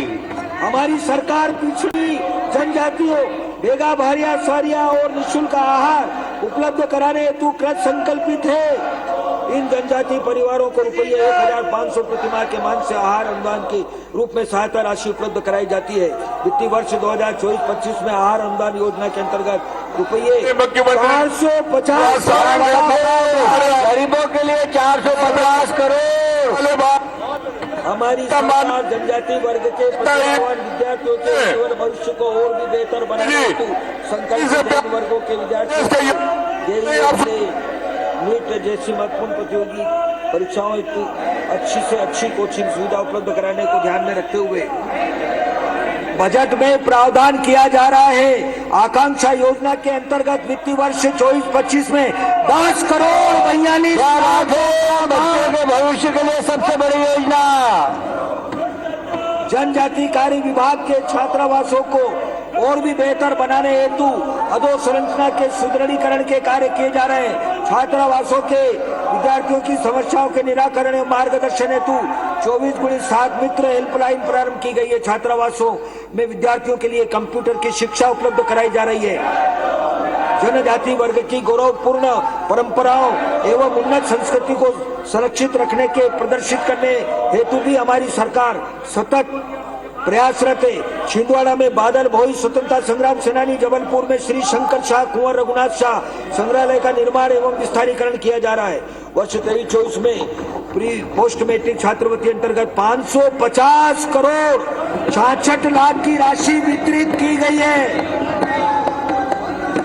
इन्हीं मदों में वर्ष 24-25 में रुपये 728 करोड़ की राशि छात्रवृत्ति भुगतान अनुमान। क्या बात है, आदिवासी भाइयों के लिए अंतर्गत वर्ष 23-24 में 1 लाख से अधिक विद्यार्थियों को लाभान्वित कर रुपये 156 करोड़ का भुगतान किया गया है। वर्ष 24-25 में इसी योजना अंतर्गत 200 करोड़ का प्रावधान प्रस्तावित है। वर्ष 23-24 में विदेश अध्ययन छात्रवृत्ति अंतर्गत 10 विद्यार्थियों को रुपये 2 करोड़ 89 लाख की छात्रवृत्ति वितरित की गई है। वर्ष 24-25 के लिए रुपये 6 करोड़ का प्रावधान प्रस्तावित है। जनजाति बाहुल्य क्षेत्र में सिंचाई सुविधा का विस्तार हमारी सरकार की प्राथमिकता है। इस क्रम में सोंडवा माइक्रो सिंचाई परियोजना, अलीराजपुर निवाली उद्वन माइक्रो सिंचाई परियोजना बरवानी, महेश्वर जानापाव उद्वन माइक्रो सिंचाई परियोजना खरगोन धार इंदौर, सेंधवा उद्वन माइक्रो सिंचाई परियोजना बड़वानी, धार उद्वन माइक्रो सिंचाई परियोजना धार, नर्मदा झाबुआ पेटलावत थाना सरदारपुर उद्वन माइक्रो सिंचाई परियोजना सम्मिलित है। इन सिंचाई परियोजनाओं के पूर्ण होने पर आदिवासी बाहुल्य क्षेत्र में 2,53,120 हेक्टेयर धन्य है मोहन सरकार, धन्य है। प्रदेश के जनजाति क्षेत्रों की अधोसरंचना विकास के लिए सिंचाई के साथ साथ मोहन के ऊर्जा की लगभग ये 10,700 करोड़ से अधिक की विभिन्न परियोजनाओं का निर्माण किया जा रहा है। हमारी संवेदनशील सरकार ने अनुसूचित जनजाति वर्ग को समाज की मुख्य धारा में लाने के लिए अनुसूचित जनजाति उप योजना अंतर्गत 2024-25 हेतु 40,804 करोड़ का प्रावधान प्रस्तावित किया है, जो कि वर्ष 23-24 से रुपये 3,856 करोड़ अधिक है। अनुसूचित जनजाति कल्याण प्रदेश के अनुसूचित जाति वर्ग को बेहतर जीवन उपलब्ध कराने के लिए हमारी सरकार निरंतर प्रयासरत है। अनुसूचित जाति के विद्यार्थियों को विदेश अध्ययन छात्रवृत्ति, प्री मैट्रिक छात्रवृत्ति, पोस्ट मैट्रिक छात्रवृत्ति, आवास भत्ता योजना के अंतर्गत लाभान्वित किया जा रहा है। इस वर्ग के युवाओं को रोजगार से जुड़े कौशल प्रशिक्षण दिया जाकर प्रशिक्षार्थियों को रोजगार भी उपलब्ध कराया गया। प्रधानमंत्री आदर्श ग्राम योजना अंतर्गत पूर्व से चयनित 1,034 अनुसूचित जाति बाहुल्य आदर्श ग्राम के अतिरिक्त 619 चयनित ग्रामों को भी योजना में सम्मिलित किया गया है। मैंने अपने पिछले भाषण में सदन को अवगत कराया, सागर में संत रविदास स्मारक स्थापित किया जाएगा। मुझे अवगत कराते हुए हर्ष है कि स्मारक निर्माण का कार्य प्रगति है। इसके अतिरिक्त सरकार संत रविदास जन कल्याणकारी भावनाओं एवं उपदेशों को जन जन तक पहुंचाने के लिए प्रदेश के 30 जिलों में संत रविदास महाराज की अनुसूचित जाति वर्ग के युवाओं के स्वरोजगार हेतु संत रविदास स्वरोजगार योजना, डॉक्टर भीमराव अंबेडकर आर्थिक कल्याण योजना, सावित्रीबाई फुले स्व सहायता समूह योजना, मुख्यमंत्री अनुसूचित जाति वित्त पोषण योजना संचालित की जा रही है। हमारी सरकार अनुसूचित जाति वर्ग के विद्यार्थियों को बेहतर शिक्षा एवं संसाधन उपलब्ध कराने के हेतु कृत संकल्पित है। विद्यार्थियों को छात्रवृत्ति, शिष्यवृत्ति, गणवेश, छात्रावास सुविधा आदि के लिए वर्ष 2024-25 में रुपये 1,427 करोड़ अनुसूचित जाति के छात्रावासों से बेहतर सुविधाएं उपलब्ध कराने हेतु हमारी सरकार सतत रूप से प्रयास कर रही है। छात्रावासों में नियमित शैक्षणिक गतिविधियों के साथ पाठ्येतर गतिविधियों पर भी विशेष ध्यान दिया जा रहा है।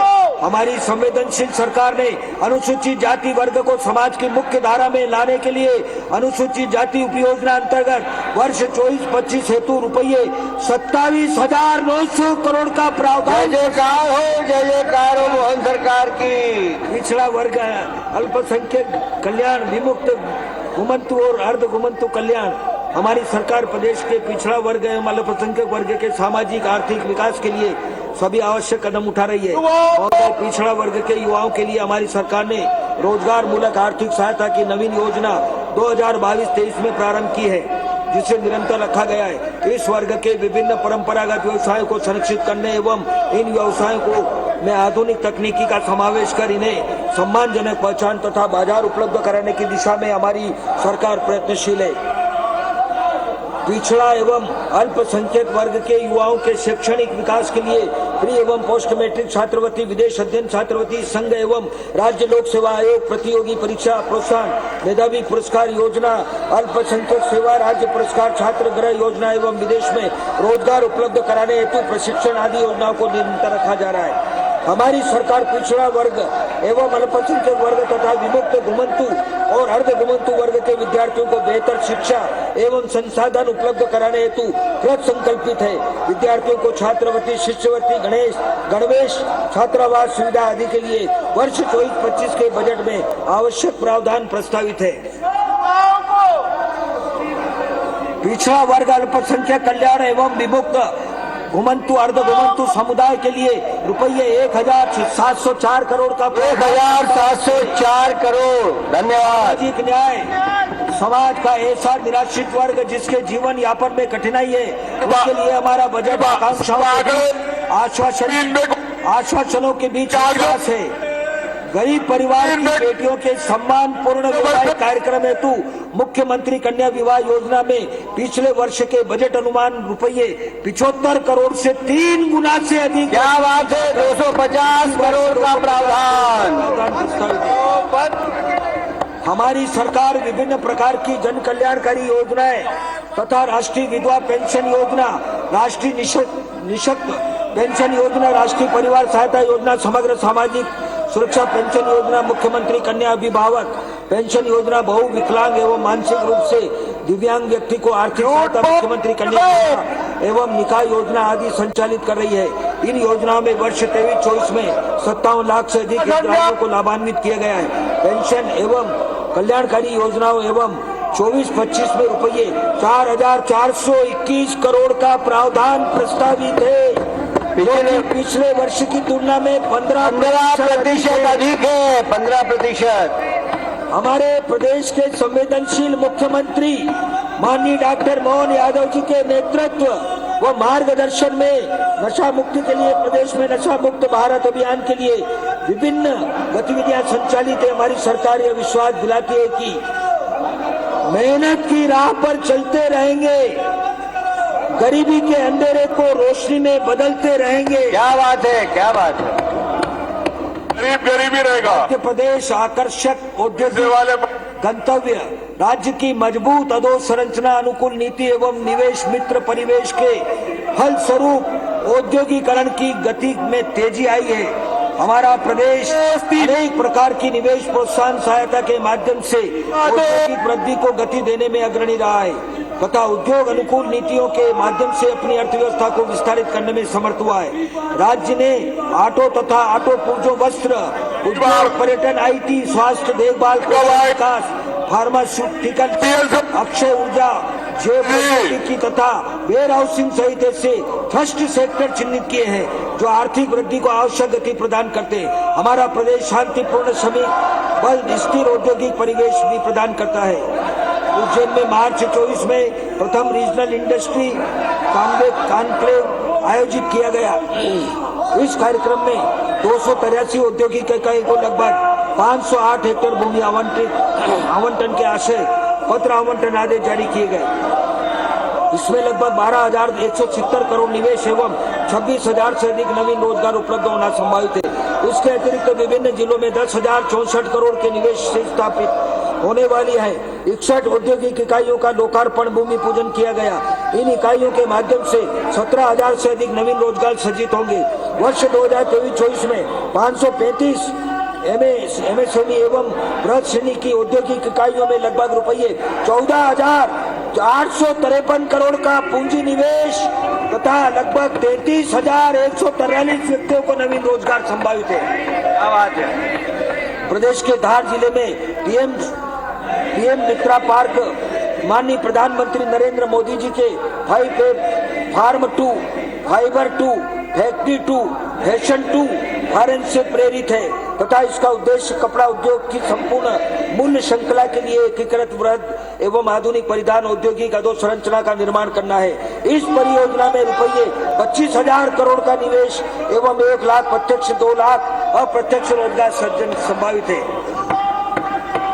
यह परियोजना make in India, make for the world की परिकल्पना की ओर अग्रसर है। सीतापुर जिला मुरैना में mega leather footwear accessories की संपूर्ण मूल्य श्रृंखला के बड़े पैमाने पर आधुनिक संरचना सुविधा विकसित की जाएगी। उज्जैन में विक्रम उद्योग में मेडिकल डिवाइस पार्क की स्थापना की गई है जिससे मेडिकल उपकरणों के आयात पर निर्भरता कम होगी। प्रदेश में औद्योगिक निवेश के अनुकूल वातावरण निर्मित करने हेतु ईज ऑफ डूइंग बिजनेस एवं ईज ऑफ लिविंग के अंतर्गत कुल 2,427 अनुपालनों को कम अथवा समाप्त किया गया। इसी प्रकार राज्य के 24 अधिनियमों के 48 प्रावधानों को अपराध मुक्त किया गया। प्रधानमंत्री श्री नरेंद्र मोदी जी वोकल फॉर लोकल के मंत्र के अनुरूप एक जिला एक उत्पाद योजना अंतर्गत प्रदेश के प्रत्येक जिले के एक उत्पाद को राष्ट्रीय एवं अंतर्राष्ट्रीय स्तर पर पहचान दिलाते हुए इन उत्पादों की पहुंच ग्लोबल मार्केट तक बनाने हेतु हमारी सरकार प्रयासरत है। मुझे यह बताते हुए हर्ष है कि डॉक्टर मोहन यादव जी के मार्गदर्शन में हमारी सरकार नवीन औद्योगिक निवेश संवर्धन नीति तैयार कर रही है। प्रदेश में और अधिक औद्योगिक निवेश को आकर्षित करने के उद्देश्य से आगामी वर्ष के प्रारंभ में ग्लोबल इन्वेस्टर्स समिट का आयोजन किया जाएगा। सूक्ष्म लघु और मध्यम उद्यम क्षेत्र प्राथमिक क्षेत्र के बाद रोजगार का सबसे बड़ा सृजन करता एवं प्रदेश में डॉक्टर मोहन यादव जी के नेतृत्व में हमारी सरकार एमएसएमई के विकास के लिए एक सहायक और उद्योग मित्र वातावरण के निर्माण हेतु बहुआयामी पहल करने के लिए प्रतिबद्ध है। हमारी सरकार ने सूक्ष्म एवं लघु उद्योगों के औद्योगिक एवं आर्थिक विकास के लिए क्लस्टर विकास के दृष्टिगत प्रमुख रणनीति के रूप में अपनाया है।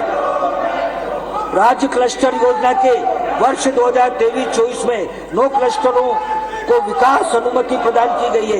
इन क्लस्टरों में 365 इकाइयों की स्थापना, जिससे 9000 से अधिक प्रत्यक्ष एवं अप्रत्यक्ष रोजगार सृजित होंगे एवं रुपये 1000 करोड़ से अधिक का निवेश संभावित है। प्रदेश में युवा उद्यमियों के लिए स्टार्टअप वातावरण मजबूत हुआ है। प्रदेश के 1104 नवीन स्टार्टअप द्वारा मान्यता प्राप्त की गई है, जिनमें महिलाओं द्वारा मान्यता प्राप्त स्टार्टअप 666 है। इसी प्रकार 16 नवीन इंक्यूबेटरों की स्थापना हुई है। युवाओं को स्वरोजगार से जोड़ने हेतु नवाचार के रूप में प्रदेश व्यापी रोजगार दिवस का आयोजन कर वर्ष 23-24 में विभिन्न स्वरोजगार योजनाओं अंतर्गत लगभग 21 लाख हितग्राहियों को रुपये 14,500 करोड़ की ऋण राशि दी गई। बेरोजगार नौजवानों के लिए उचित 10 वर्ष मुख्यमंत्री उद्यम क्रांति योजना अंतर्गत 16,331 हितग्राहियों के प्रकरणों में रुपये 1,056 करोड़ की ऋण राशि वितरित की गई। इस योजना को अधिक प्रभावी एवं व्यापक बनाने की कार्रवाई की जा रही है।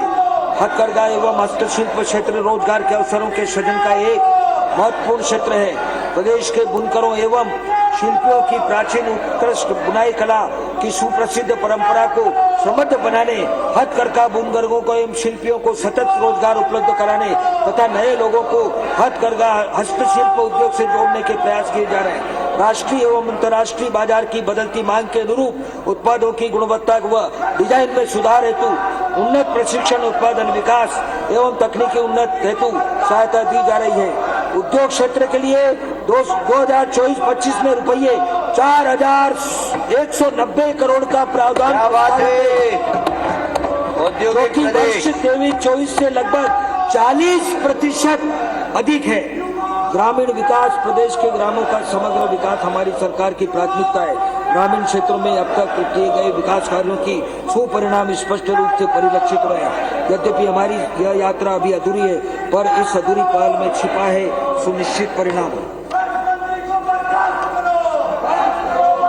यह सदन यशस्वी प्रधानमंत्री जी का हृदय से आभार व्यक्त करता है कि उन्होंने अपने तीसरे कार्यकाल की शपथ लेने के तत्काल बाद प्रधानमंत्री आवास योजना के अगले चरण की घोषणा की है।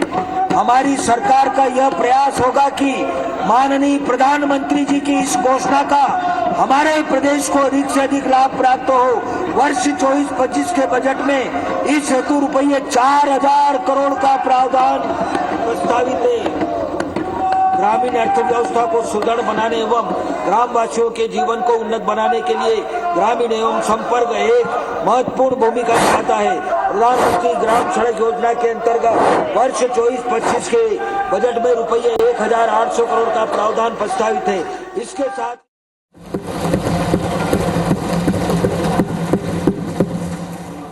आदरणीय सभापति जी, संविधान के 75वें वर्ष में हम प्रवेश कर रहे हैं। इस सदन के लिए भी ये पड़ाव विशेष है, क्योंकि इसे भी 75 साल हुए हैं और इसलिए एक सुखद संयोग है। आदरणीय सभापति जी, मेरे जैसे बहुत लोग हैं इस देश के सार्वजनिक जीवन में जिनके परिवार में कोई गांव का सरपंच भी नहीं रहा है, गांव का प्रधान भी नहीं रहा है, राजनीति से कोई सरोकार नहीं रहा है, लेकिन आज अनेक महत्वपूर्ण पदों पर पहुंच करके देश की सेवा कर रहा है। और उसका कारण बाबा साहब आम्बेडकर ने जो संविधान दिया है, उसने हम जैसे लोगों को अवसर दिया है। और मेरे जैसे अनेक लोग हैं जिनको बाबा साहब आम्बेडकर द्वारा दिए गए संविधान के कारण यहां तक आने का अवसर मिला है। और जनता जनार्दन ने उस पर मोहर लगाई, तीसरी बार आने का मौका मिल गया।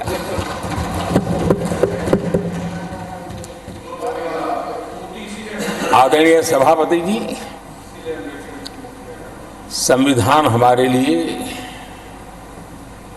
ये कोई आर्टिकल्स का कंपाइलेशन मात्र नहीं है,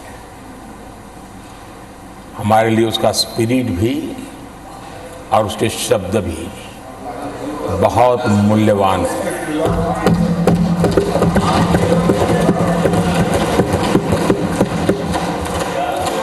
और हमारा मानना है कि किसी भी सरकार के लिए,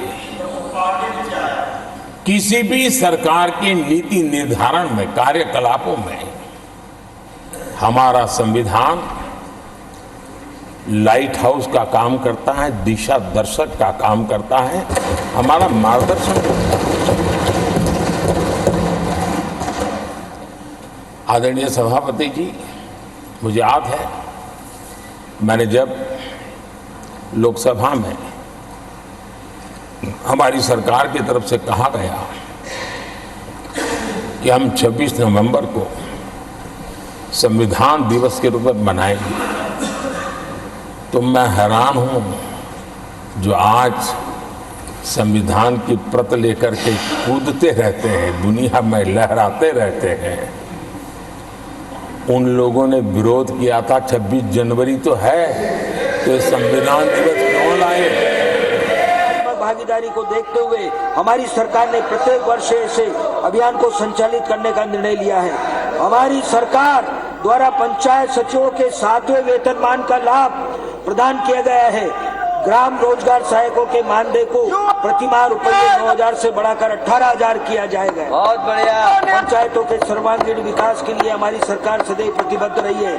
पंचायत एवं ग्रामीण विकास के लिए वर्ष 2024-25 में राशि रुपये 27,870 करोड़ का प्रावधान। बहुत बढ़िया, गजब, क्रांति है क्रांति। नगरीय निकाय, प्रदेश के शहरों की सीमाओं में निरंतर विस्तार एवं शहरी जनसंख्या में वृद्धि हो रही है। वर्ष 47 तक लगभग 50% आबादी शहरों में होगी, ऐसा अनुमान शहरी जनसंख्या को मूलभूत सुविधाएं उपलब्ध कराने के लिए हमारी सरकार सुनियोजित रीति से अनेक विकास कार्यक्रम संचालित कर रही है। स्वच्छ भारत अभियान में हमारा प्रदेश तथा हमारे शहर अग्रणी है। हमारे नगरीय निकाय स्वच्छता कार्यक्रमों में नए आयाम स्थापित कर रहे हैं। स्वच्छ भारत मिशन 2.0 के अंतर्गत प्रदेश के सभी शहरों में ठोस अपशिष्ट प्रबंधन एवं अपशिष्ट जल प्रबंधन के लिए आगामी 5 वर्षों में राशि 5,000 करोड़ का निवेश किया जाएगा। माननीय अध्यक्ष महोदय, मुझे सदन को अवगत कराते हुए गौरव हो रहा है कि माननीय मुख्यमंत्री जी के ऊर्जावान नेतृत्व में सुनियोजित रीति से किए गए कार्यों के परिणाम स्वरूप प्रदेश को पीएम स्वनिधि योजना में प्रथम स्थान, प्रधानमंत्री आवास योजना शहरी के क्रियान्वयन में देश में दूसरा स्थान प्राप्त हुआ है।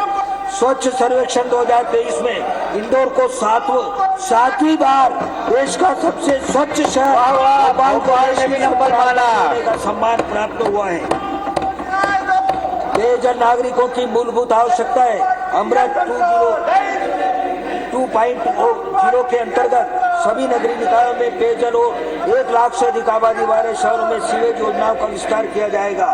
प्रदेश में प्रधानमंत्री आवास योजना शहरी में सभी निकायों को सम्मिलित किया गया है। अभी तक 7,73,000 आवास स्वीकृत किए गए हैं। प्रधानमंत्री श्री नरेंद्र मोदी जी के नेतृत्व में भारत सरकार द्वारा प्रधानमंत्री आवास योजना का विस्तार किया जा रहा है। इससे लाभार्थी परिवारों को गरिमापूर्ण जीवन जीने तथा सामाजिक एवं आर्थिक उन्नति करने का अवसर प्राप्त होगा। प्रदेश में शहरी यातायात व्यवस्था को सुगम और पर्यावरण को प्रदूषित होने से रोकने के लिए प्रदेश में 15 शहरों में लगभग 1,200 आधुनिक आरामदायक बसों का संचालन किया जा रहा है। हमारा प्रयास है कि इंदौर एवं भोपाल में मेट्रो रेल का संचालन क्या बात है, बहुत बड़ा काम है, बहुत बड़ा काम। ये भी बस योजना अंतर्गत 6 शहरों तथा इंदौर, भोपाल, जबलपुर, ग्वालियर, सागर में भारत की सहायता से 552 ई बसों का संचालन किया जाएगा। प्रदेश के में शहरी अधोसंरचना के उन्नयन एवं विकास हेतु कायाकल्प योजना के अंतर्गत रुपये 1,200 करोड़, वाह वाह वाह वाह, 1,200 करोड़ योजना अंतर्गत 1,100 करोड़ रुपये तथा मुख्यमंत्री शहरी अधोसंरचना विकास योजना अंतर्गत रुपये 1,700 करोड़ के वृहद स्तर पर निर्माण कार्य प्रगतिरत है। प्रदेश के शहरों में मास्टर प्लान की सड़कों के उन्नयन एवं विकास हेतु इसी वर्ष रुपये 250 करोड़ का प्रावधान। बहुत बढ़िया, बहुत बढ़िया। प्रदेश के उज्जैन तथा जबलपुर शहरों का सिटी 2.0 प्रतिस्पर्धा में चयन किया गया है। इसके अंतर्गत इन दोनों शहरों को इन 3 वर्षों में राशि 135 करोड़ प्रति शहर भारत सरकार से प्राप्त हो। मोदी सरकार की जय हो। नगरीय निकायों में जन भागीदारी के माध्यम से अधोसंरचना विकास हेतु मुख्यमंत्री जन सहभागिता निर्माण योजना तथा प्रदेश के शहरी क्षेत्र में नागरिकों के स्वस्थ जीवन यापन हेतु उपयुक्त वातावरण प्रदान करने के लिए नगर वनीकरण योजना प्रस्तावित है। बहुत बढ़िया, बहुत वर्ष 2008 में उज्जैन में सिंहस्थ मेला आयोजित होना है। इस आयोजन में देश एवं विदेश से बड़ी संख्या में श्रद्धालुओं का आगमन होगा। इस विशाल आयोजन की तैयारी में क्षेत्र में 10 जिलों की आधारभूत संरचनाओं को विकसित करने की कार्रवाई इसी वित्तीय वर्ष से प्रारंभ कर दी गई है। इस हेतु वर्ष 2024-25 में रुपये 500 करोड़ का प्रावधान प्रस्तावित है। बोले महाकाल राजा की। संरक्षित जल सुरक्षित कल के सूत्र वाक्य को समक्ष में रखकर हमारी सरकार ने संपूर्ण प्रदेश के जल स्रोतों के संरक्षण एवं पुनर्जीवन के लिए दिनांक 5 जून से 16 जून की अवधि में जल गंगा संवर्धन अभियान चलाया। इसमें जन सहभागिता से कुएं, बावड़ी, नदी, घाटों एवं मंदिरों की साफ सफाई एवं जीर्णोद्धार, नालों के पानी के जल संरचनाओं में मिलने वाले से पहले शोधन जैसे कार्य हाथ में लिए गए। इस अभियान में जनता की उत्साहपूर्ण व सकारात्मक भागीदारी को देखते हुए हमारी सरकार ने प्रत्येक वर्ष ऐसे अभियान को संचालित करने का निर्णय लिया है। राज्य वित्त आयोग की अनुशंसा अनुसार नगरीय निकायों को मूलभूत सेवाओं हेतु वर्ष 24-25 में रुपये 1,111 करोड़ का प्रावधान है। बहुत बड़े 1,111 करोड़, 269 करोड़ अधिक है। नगरीय निकाय के लिए वर्ष 24-25 हेतु रुपये 16,744 करोड़। कमाल है, कमाल कमाल है, कमाल है। 30 करोड़ अधिक है। डिजिटल मध्य प्रदेश हमारा देश दुनिया का IT हब बन रहा है। तेजी से वृद्धि कर रहे IT क्षेत्र में व्याप्त असीम संभावना का हमारे प्रदेश के युवाओं को भी मिल रहा है। इंदौर, भोपाल, जबलपुर एवं ग्वालियर में स्थापित IT उद्योगों में 1 लाख से अधिक युवाओं को रोजगार उपलब्ध हो रहा है। प्रदेश में अधिसूचना प्रौद्योगिक निवेश प्रोत्साहन नीति 2023 के तहत IT कंपनियों को विभिन्न प्रकार की सुविधाएं प्रदान की जा रही है। मुझे बताते हुए हर्ष है कि मध्य प्रदेश में इंफोसिस, TCS, एक्सेंचर, परसिस्टेंट एवं कॉग्निजेंट जैसी देश की 5 बड़ी IT कंपनियां कार्यरत है। विभिन्न शासकीय योजनाओं में हितग्राहियों को सीधे बैंक खाते में राशि हस्तांतरित की जाती है। इसी क्रम में प्रदेश में विकसित यूनिफाइड पेमेंट पोर्टल यूनिपे माध्यम से लगभग 26 करोड़ व्यवहार किए गए हैं, जिससे हितग्राहियों को रुपये 31,500 करोड़ का डायरेक्ट बेनिफिट ट्रांसफर। ओहो, इतना पैसा कहाँ से लाए भैया। प्रदेश में नागरिकों को पारदर्शिता व तत्परता के साथ ऑनलाइन रूप से विभिन्न विभागों की सेवा प्रदान की जा रही है। उल्लेखनीय है कि कई सेवाएं नागरिकों को व्हाट्सएप एवं अन्य ऐप के माध्यमों से भी उपलब्ध है। डिजिटल भारत डिजिटल मध्य प्रदेश के दौर में विभिन्न विभागों ने आईटी का उपयोग बढ़ाने हेतु कई नवाचार किए हैं। हमारी सरकार ने नागरिकों के हितों का ध्यान रखते हुए राजस्व विभाग में साइबर तहसील स्थापित कर अभूतपूर्व परिवर्तन किया है। अब नामांतरण की प्रक्रिया फेसलेस, कॉन्टेक्टलेस, पेपरलेस हो गई है। अवगत कराते हुए अत्यंत हर्ष है कि नामांतरण आदेश की सत्य प्रति व्हाट्सएप पर भी प्राप्त हो रही है। पंजीयन की प्रक्रिया को सरलीकरण करते हुए नवीन संपदा पोर्टल का क्रियान्वयन 4 जिलों में प्रारंभ कर दिया गया है। संपदा 2.0 पोर्टल के माध्यम से आम नागरिक घर बैठे अपनी संपत्ति तथा पारदर्शी सरकार एकल नागरिक एकादेश SCDB परियोजना के अंतर्गत नागरिकों का एकल नागरिक डाटाबेस तैयार किया जा रहा है, जिससे सरकारी सेवाएं प्रदान करते समय नागरिकों से बार बार दस्तावेज नहीं मांगे जाएंगे। प्रदेश में ई गवर्नेंस एप्लीकेशंस एवं विभागों संस्थाओं के डाटा को सुरक्षित एवं विश्वसनीय तरीके से संकलित एवं संरक्षित करने तथा संस्था से साझा करने के उद्देश्य से स्टेट डाटा सेंटर SDC स्थापित। SDC में 500 से अधिक एप्लीकेशन का संधारण एवं संचालन किया जा रहा है। प्रौद्योगिकी के उपयोग को बढ़ावा देने के लिए स्थापित किया गया। राज्य में खर्चों और प्रशासनिक सीमाओं को एकीकृत डेटाबेस के संचालन हेतु जियो विकसित किया गया है। GIS के उपयोग से प्राप्त किया जाना सहज हो गया है। इससे योजनाओं की प्लानिंग तथ्यपरक हो गई है। शासन एवं विधायी कार्य को गति प्रदान करने के उद्देश्य से माननीय मुख्यमंत्री जी के मार्गदर्शन में ई विधान, ई कैबिनेट एवं ई विधान ऑफिस बनाने की कार्य योजना तैयार की जाकर शीघ्र क्रियान्वयन किया जाएगा।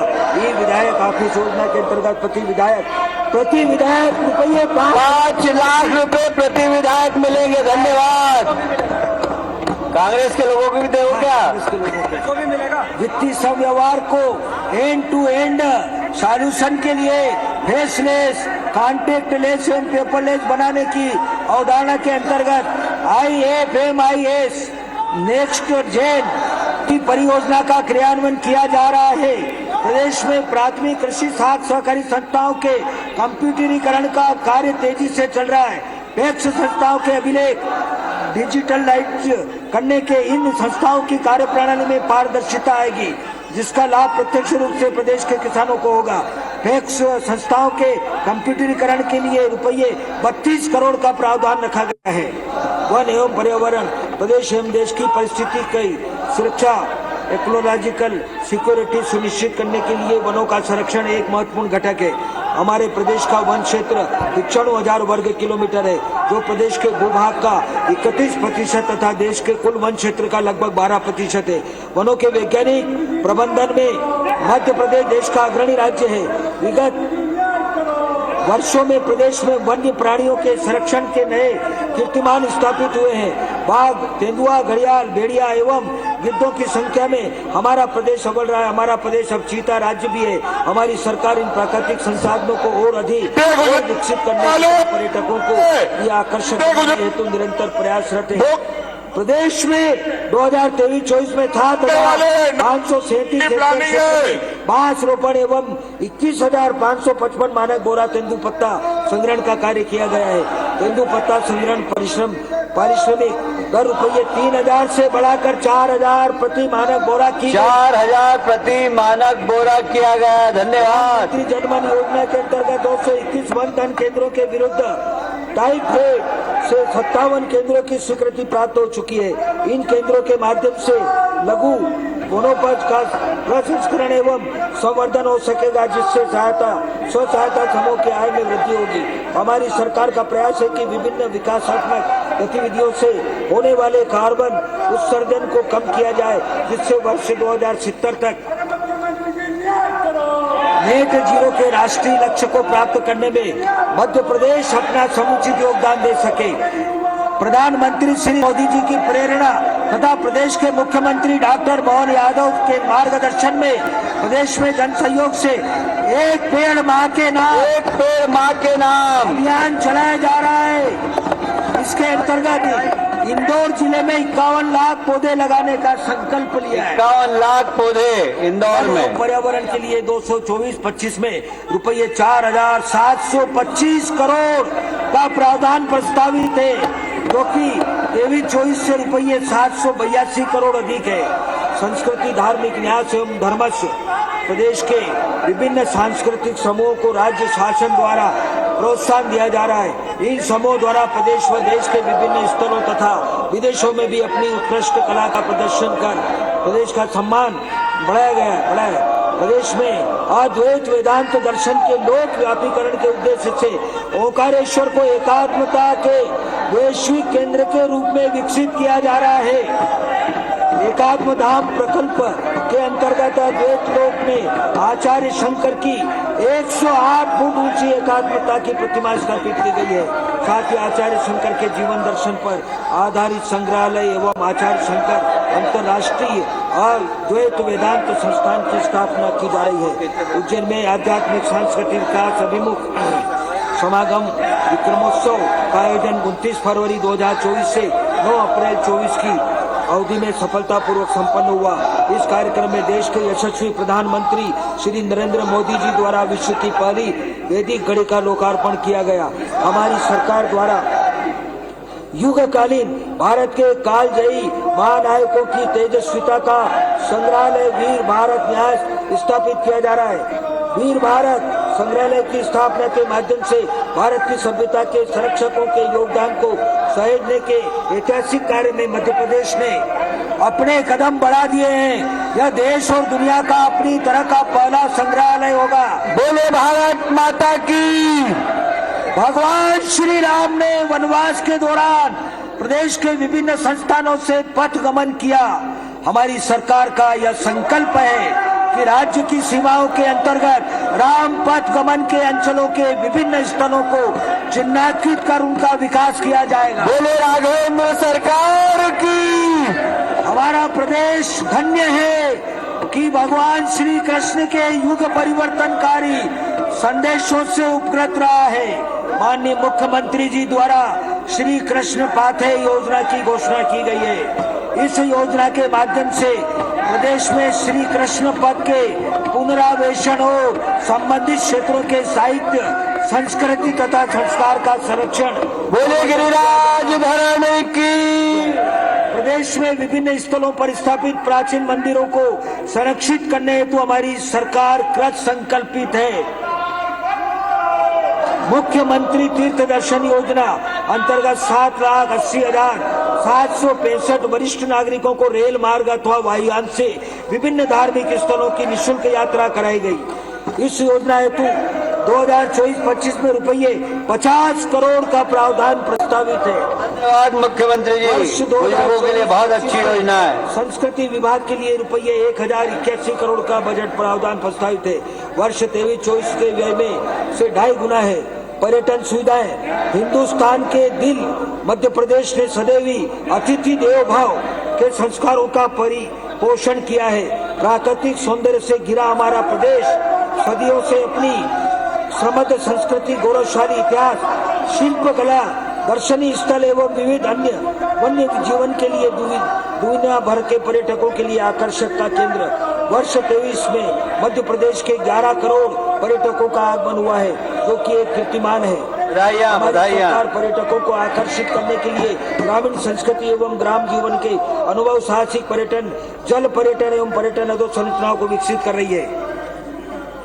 प्रदेश के प्रमुख धार्मिक एवं अन्य प्रसिद्ध पर्यटन स्थलों तक हवाई सुविधा को और अधिक सुलभ बनाने हेतु पीएम श्री हेली एवं वायु पर्यटन सेवा प्रारंभ की गई है। बहुत अच्छी योजना है ये। साथ ही कम दरों पर विमान सेवा उपलब्ध कराने के लिए रीजनल कनेक्टिविटी योजना के तहत देश के महत्वपूर्ण नगरों में के मध्य संचालित विमान सेवा को विस्तारित किया जाएगा। प्रदेश में विमानन अधोसंरचना को भी विस्तारित किया जा रहा है। वर्ष 24-25 में पर्यटन सुविधाओं हेतु रुपये 666 करोड़ का बजट प्रावधान। कहाँ से ला रहे हो यार इतना माल, ये तो बताओ। 24 से रुपये 100 करोड़ अधिक है।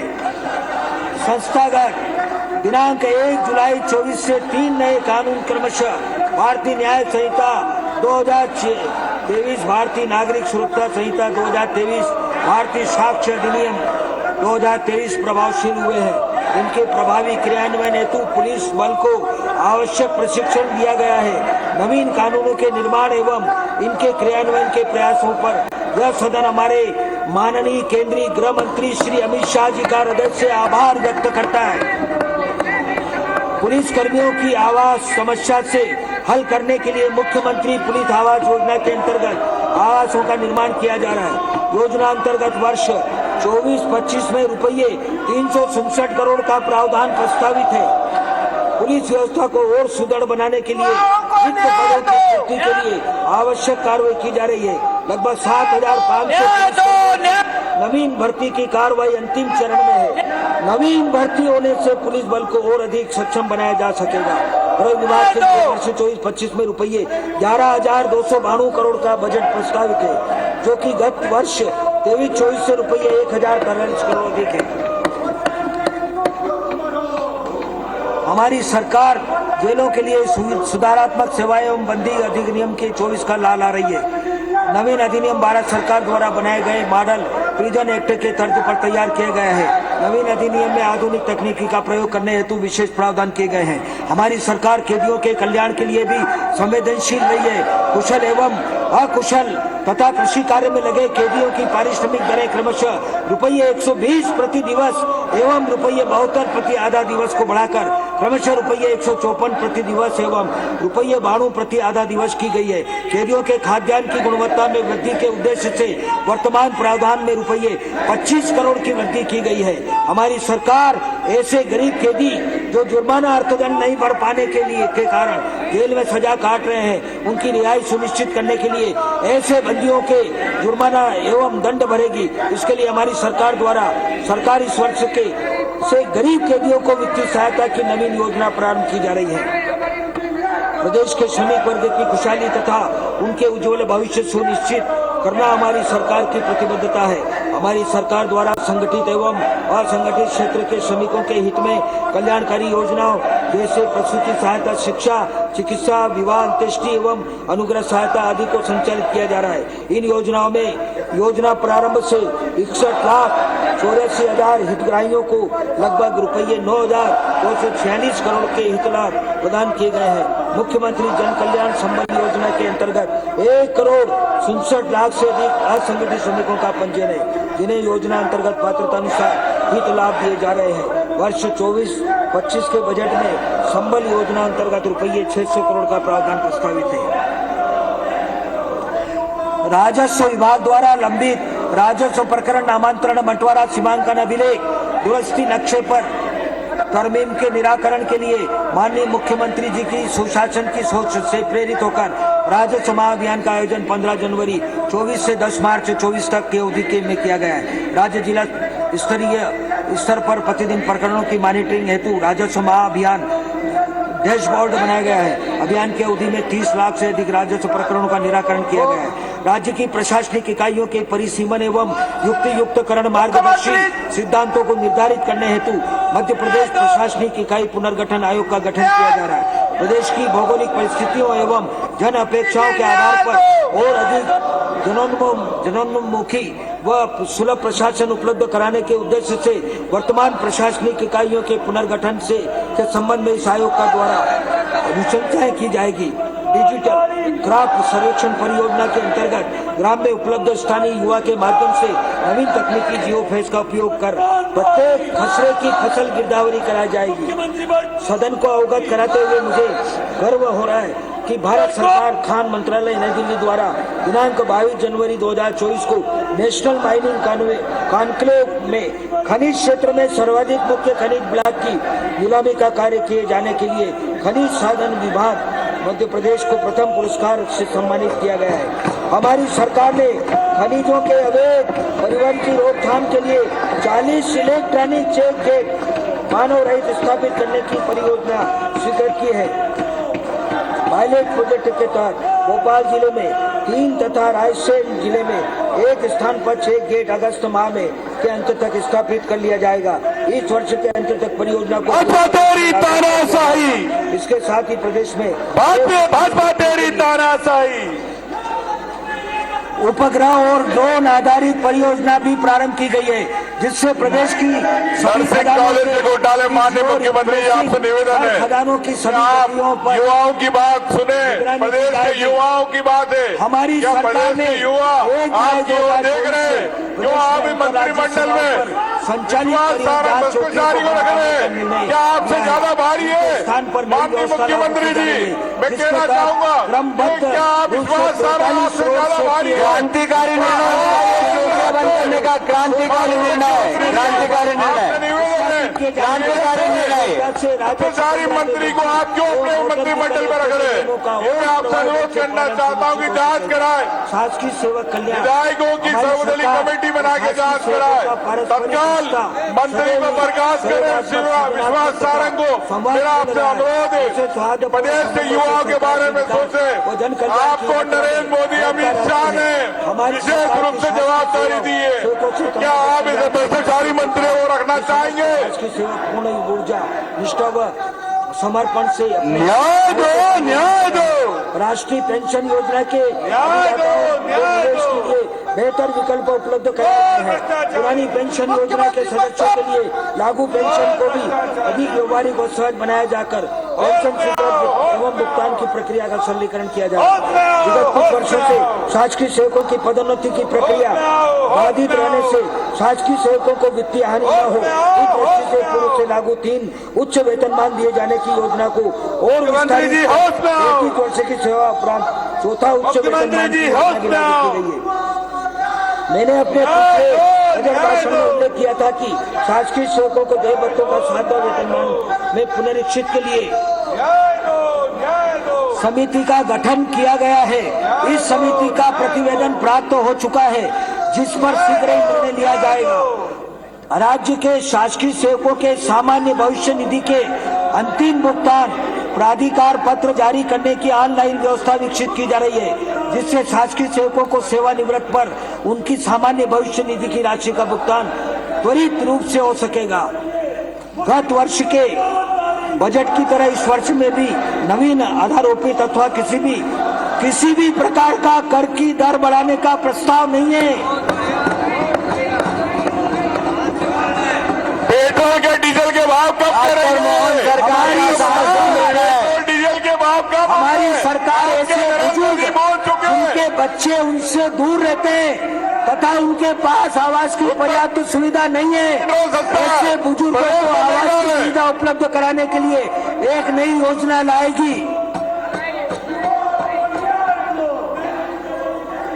गत वर्ष के बजट की तरह इस बजट में भी कोई नवीन करारों अधिक करने किसी कर की दर बढ़ाने का प्रस्ताव नहीं है। पुनरीक्षित अनुमान 2023 का 23-24 पुनरीक्षित अनुमान के अनुसार कुल राजस्व प्राप्तियां रुपये 2,31,733 करोड़ तथा राजस्व व्यय रुपये 2,31,112 करोड़ अनुमानित है। राजस्व आधिक्य का पुनरीक्षित अनुमान रुपये 621 करोड़। माननीय प्रधानमंत्री जी के हम आभारी हैं। केंद्रीय करों से हिस्से के रूप में बजट अनुमान की तुलना में रुपये 6,519 करोड़ की राशि अधिक प्राप्त हुई है। राजकोषीय घाटे का पुनरीक्षित अनुमान 54,450 करोड़ है, जो सकल राज्य घरेलू उत्पाद का 3.60% मात्र 3.6। बहुत बढ़िया बात। वर्ष 2024-25 के कुल राजस्व प्राप्तियों का बजट अनुमान 2,63,344 करोड़ है। राज्य प्राप्तियों में राज्य करों से प्राप्तियां 1,02,097 करोड़ तथा केंद्रीय करों में प्रदेश के हिस्से के अंतर्गत प्राप्तियां 95,753 करोड़ अनुमानित है। कर विभिन्न राजस्व प्राप्तियां 20,603 करोड़। मेरा आपसे अनुरोध है, केंद्र सरकार की सहायता अनुदान झूठी बात करी, सदन को गुमराह किया। मेरा आपसे अनुरोध है कि आप सर्वदलीय वित्तीय वर्ष 2024-25 के लिए प्रदेश के स्वयं के कर राजस्व एवं व्यय राजस्व में 2023-24 के बजट अनुमान की तुलना में लगभग 30% अधिक अनुमान है। ये मेरा आपसे अनुरोध है। राजस्व प्राप्तियों का वर्ष 23-24 का बजट अनुमान 2,25,710 करोड़ रहा, जिसमें 37,634 करोड़ की वृद्धि सरकार तानाशाही हो रही है। 2024-25 के लिए 2,63,344 करोड़ का प्रावधान प्रस्तावित है। कुल व्यय वर्ष 24-25 के लिए कुल विनियोग की राशि 3,65,000। कमाल है, कमाल। मध्य प्रदेश का सबसे बड़ा बजट इतिहास का। राजस्व व्यय 66,000, 2,61,644 करोड़। पूंजीगत परिव्यय 64,738 करोड़ प्रस्तावित है। सामाजिक आर्थिक उत्थान की योजनाओं के लिए वर्ष 24-25 के लिए समग्र रूप से बजट अनुमान 1,74,376 करोड़ है। विभागवार बजट अनुमान खंड 1 में उपलब्ध है। वर्ष 23-24 का कुल व्यय बजट अनुमान 2,81,554 करोड़ का है, जिसमें 44,829 करोड़ की वृद्धि कर वर्ष 2024-25 के लिए 3,26,383 करोड़ का प्रावधान प्रस्तावित है। वर्ष 24-25 की कुल प्राप्तियां 3,30,193 करोड़ तथा कुल व्यय 3,26,383 करोड़ अनुमानित होने से वर्ष का शुद्ध लेन देन 3,810 करोड़ है एवं अंतिम शेष 92 करोड़ का अनुमान है। शुद्ध लेन देन के लिए वर्ष 23-24 का बजट अनुमान 107 करोड़ का है। वर्ष 24-25 के लिए 3,810 करोड़ का प्रावधान प्रस्तावित है। 15वें वित्त आयोग की अनुशंसा अनुसार वर्ष 24-25 में राजकोषीय घाटे की सामान्य सीमा 3% प्रस्तावित है एवं ऊर्जा क्षेत्र में अपेक्षित कतिपय सुधारों के करने पर अतिरिक्त 0.5% की सीमा स्वीकृत की जा सकेगी। हमें पूरा विश्वास है कि जो भी सुधार निर्धारित किए जाएंगे उसे हम पूरा कर यह अतिरिक्त सीमा की स्वीकृति प्राप्त करेंगे। उपरोक्त को ध्यान में रखकर बजट अनुमान तैयार किया गया है। वर्ष 23-24 के लिए भारत सरकार द्वारा विशेष पूंजीगत सहायता योजना में रुपये 9,500 करोड़ 50 वर्षीय दीर्घकालीन ब्याज रहित ऋण सहायता प्राप्त होने का अनुमान है। यह ऋण सहायता राजकोषीय घाटे की सीमा से पृथक है। वर्ष 24-25 में राजकोषीय घाटा 62,564 करोड़ अनुमानित है, जो कि राज्य के सकल घरेलू उत्पाद का 4.11% अनुमानित है। इस वर्ष 1,700 करोड़ का राजस्व आधिक्य अनुमानित है। यह एक मान्यता है कि बजट महज आंकड़ों का ही खेल है, परंतु हमारी सरकार के बजट के आंकड़ों की सत्यता व सफलता प्रदेश की जनता की जीवन शैली में सकारात्मक परिवर्तन, उनके चेहरे पर संतोष व सुकून की आभा में दिखता है। मैं यह बताना चाहूंगा कि बजट को तैयार करना पक्षियों द्वारा घोंसला बनाने की प्रक्रिया जैसा है। वह ढेर सारे तिनकों, बहुत सारी मेहनत और अखंडित लगन से बनाती है एक घोंसला, जिसमें वह पालती है अपने नौनिहालों को और मांगती है दुआ की उसके अपने बच्चे सुरक्षित रहे, सुख से रहे। सकारात्मक ऊर्जा में अनुप्रमाणित यह बजट प्रदेश की जनता को समर्पित है। बजट में बहुमुखी विकास की तड़प है, संकल्प है, विकास का विश्वास है, सदाशयता समरसता की अनुभूति है, आध्यात्मिकता है, प्रगति की निरंतर निर्बाध धारा है। मेरा अनुरोध है कि आए हम सभी बजट प्रस्तावों का समर्थन करें, स्वागत करें। बजट मंथन से निकले अमृत का सदुपयोग कर प्रदेश को संपूर्ण रूप से विकसित होने में भागीदार बने। महोदय, मैं माननीय मुख्यमंत्री जी, मंत्री परिषद के साथियों, माननीय विधायकों, उद्योग व व्यवसाय जगत के महानुभावों, अर्थशास्त्रियों का आभारी हूं, जिनके परामर्श से बजट को विकासोन्मुख तथा कल्याणकारी स्वरूप दिया जा सका है। मैं वित्त विभाग के समस्त अधिकारियों एवं कर्मचारियों का भी आभारी हूं, जिन्होंने अथक परिश्रम प्रतिबद्धता से बजट को तैयार कर प्रस्तुत करने में सहयोग किया है। महोदय, मैं हमारी सरकार के बजट प्रस्तावों को प्रदेश के लिए कामना के साथ प्रस्तुत कर रहा हूं। हर दिन सुदिन, हर मास मधुमास हो, हर घड़ी हर पल हृदय में परम हर्ष उल्लास हो, जिंदगी प्यार से भरी हो, परस्पर स्नेह हो, सद्भाव हो, हर कदम पर नई आशा नया विश्वास हो। जय हिंद, जय मध्य प्रदेश। अध्यक्ष महोदय, अध्यक्ष महोदय, अध्यक्ष महोदय, मैं निवेदन ये कर रहा था, आज जो विपक्ष की स्थिति थी अध्यक्ष महोदय, ये बहुत ही निंदनीय है। कल आपने, मैं फिर आज इसको दोहरा रहा हूं कि मध्य प्रदेश के इतिहास में सबसे बड़ा ध्यानाकर्षण के माध्यम से पूरा अवसर दिया, पूरी चर्चा हुई, उसके बाद आज बजट जैसे महत्वपूर्ण विषय पर इस प्रकार का कृत्य करना मैं समझता हूं बहुत निंदनीय है। और मैं सदन से निवेदन करना चाहता हूं कि विपक्ष के इस कृत्य पर निंदा प्रस्ताव पारित होना चाहिए। यदि आप अनुमति दें तो हम सब, ये सर्वसम्मति से निंदा प्रस्ताव है अध्यक्ष महोदय। प्रहलाद जी।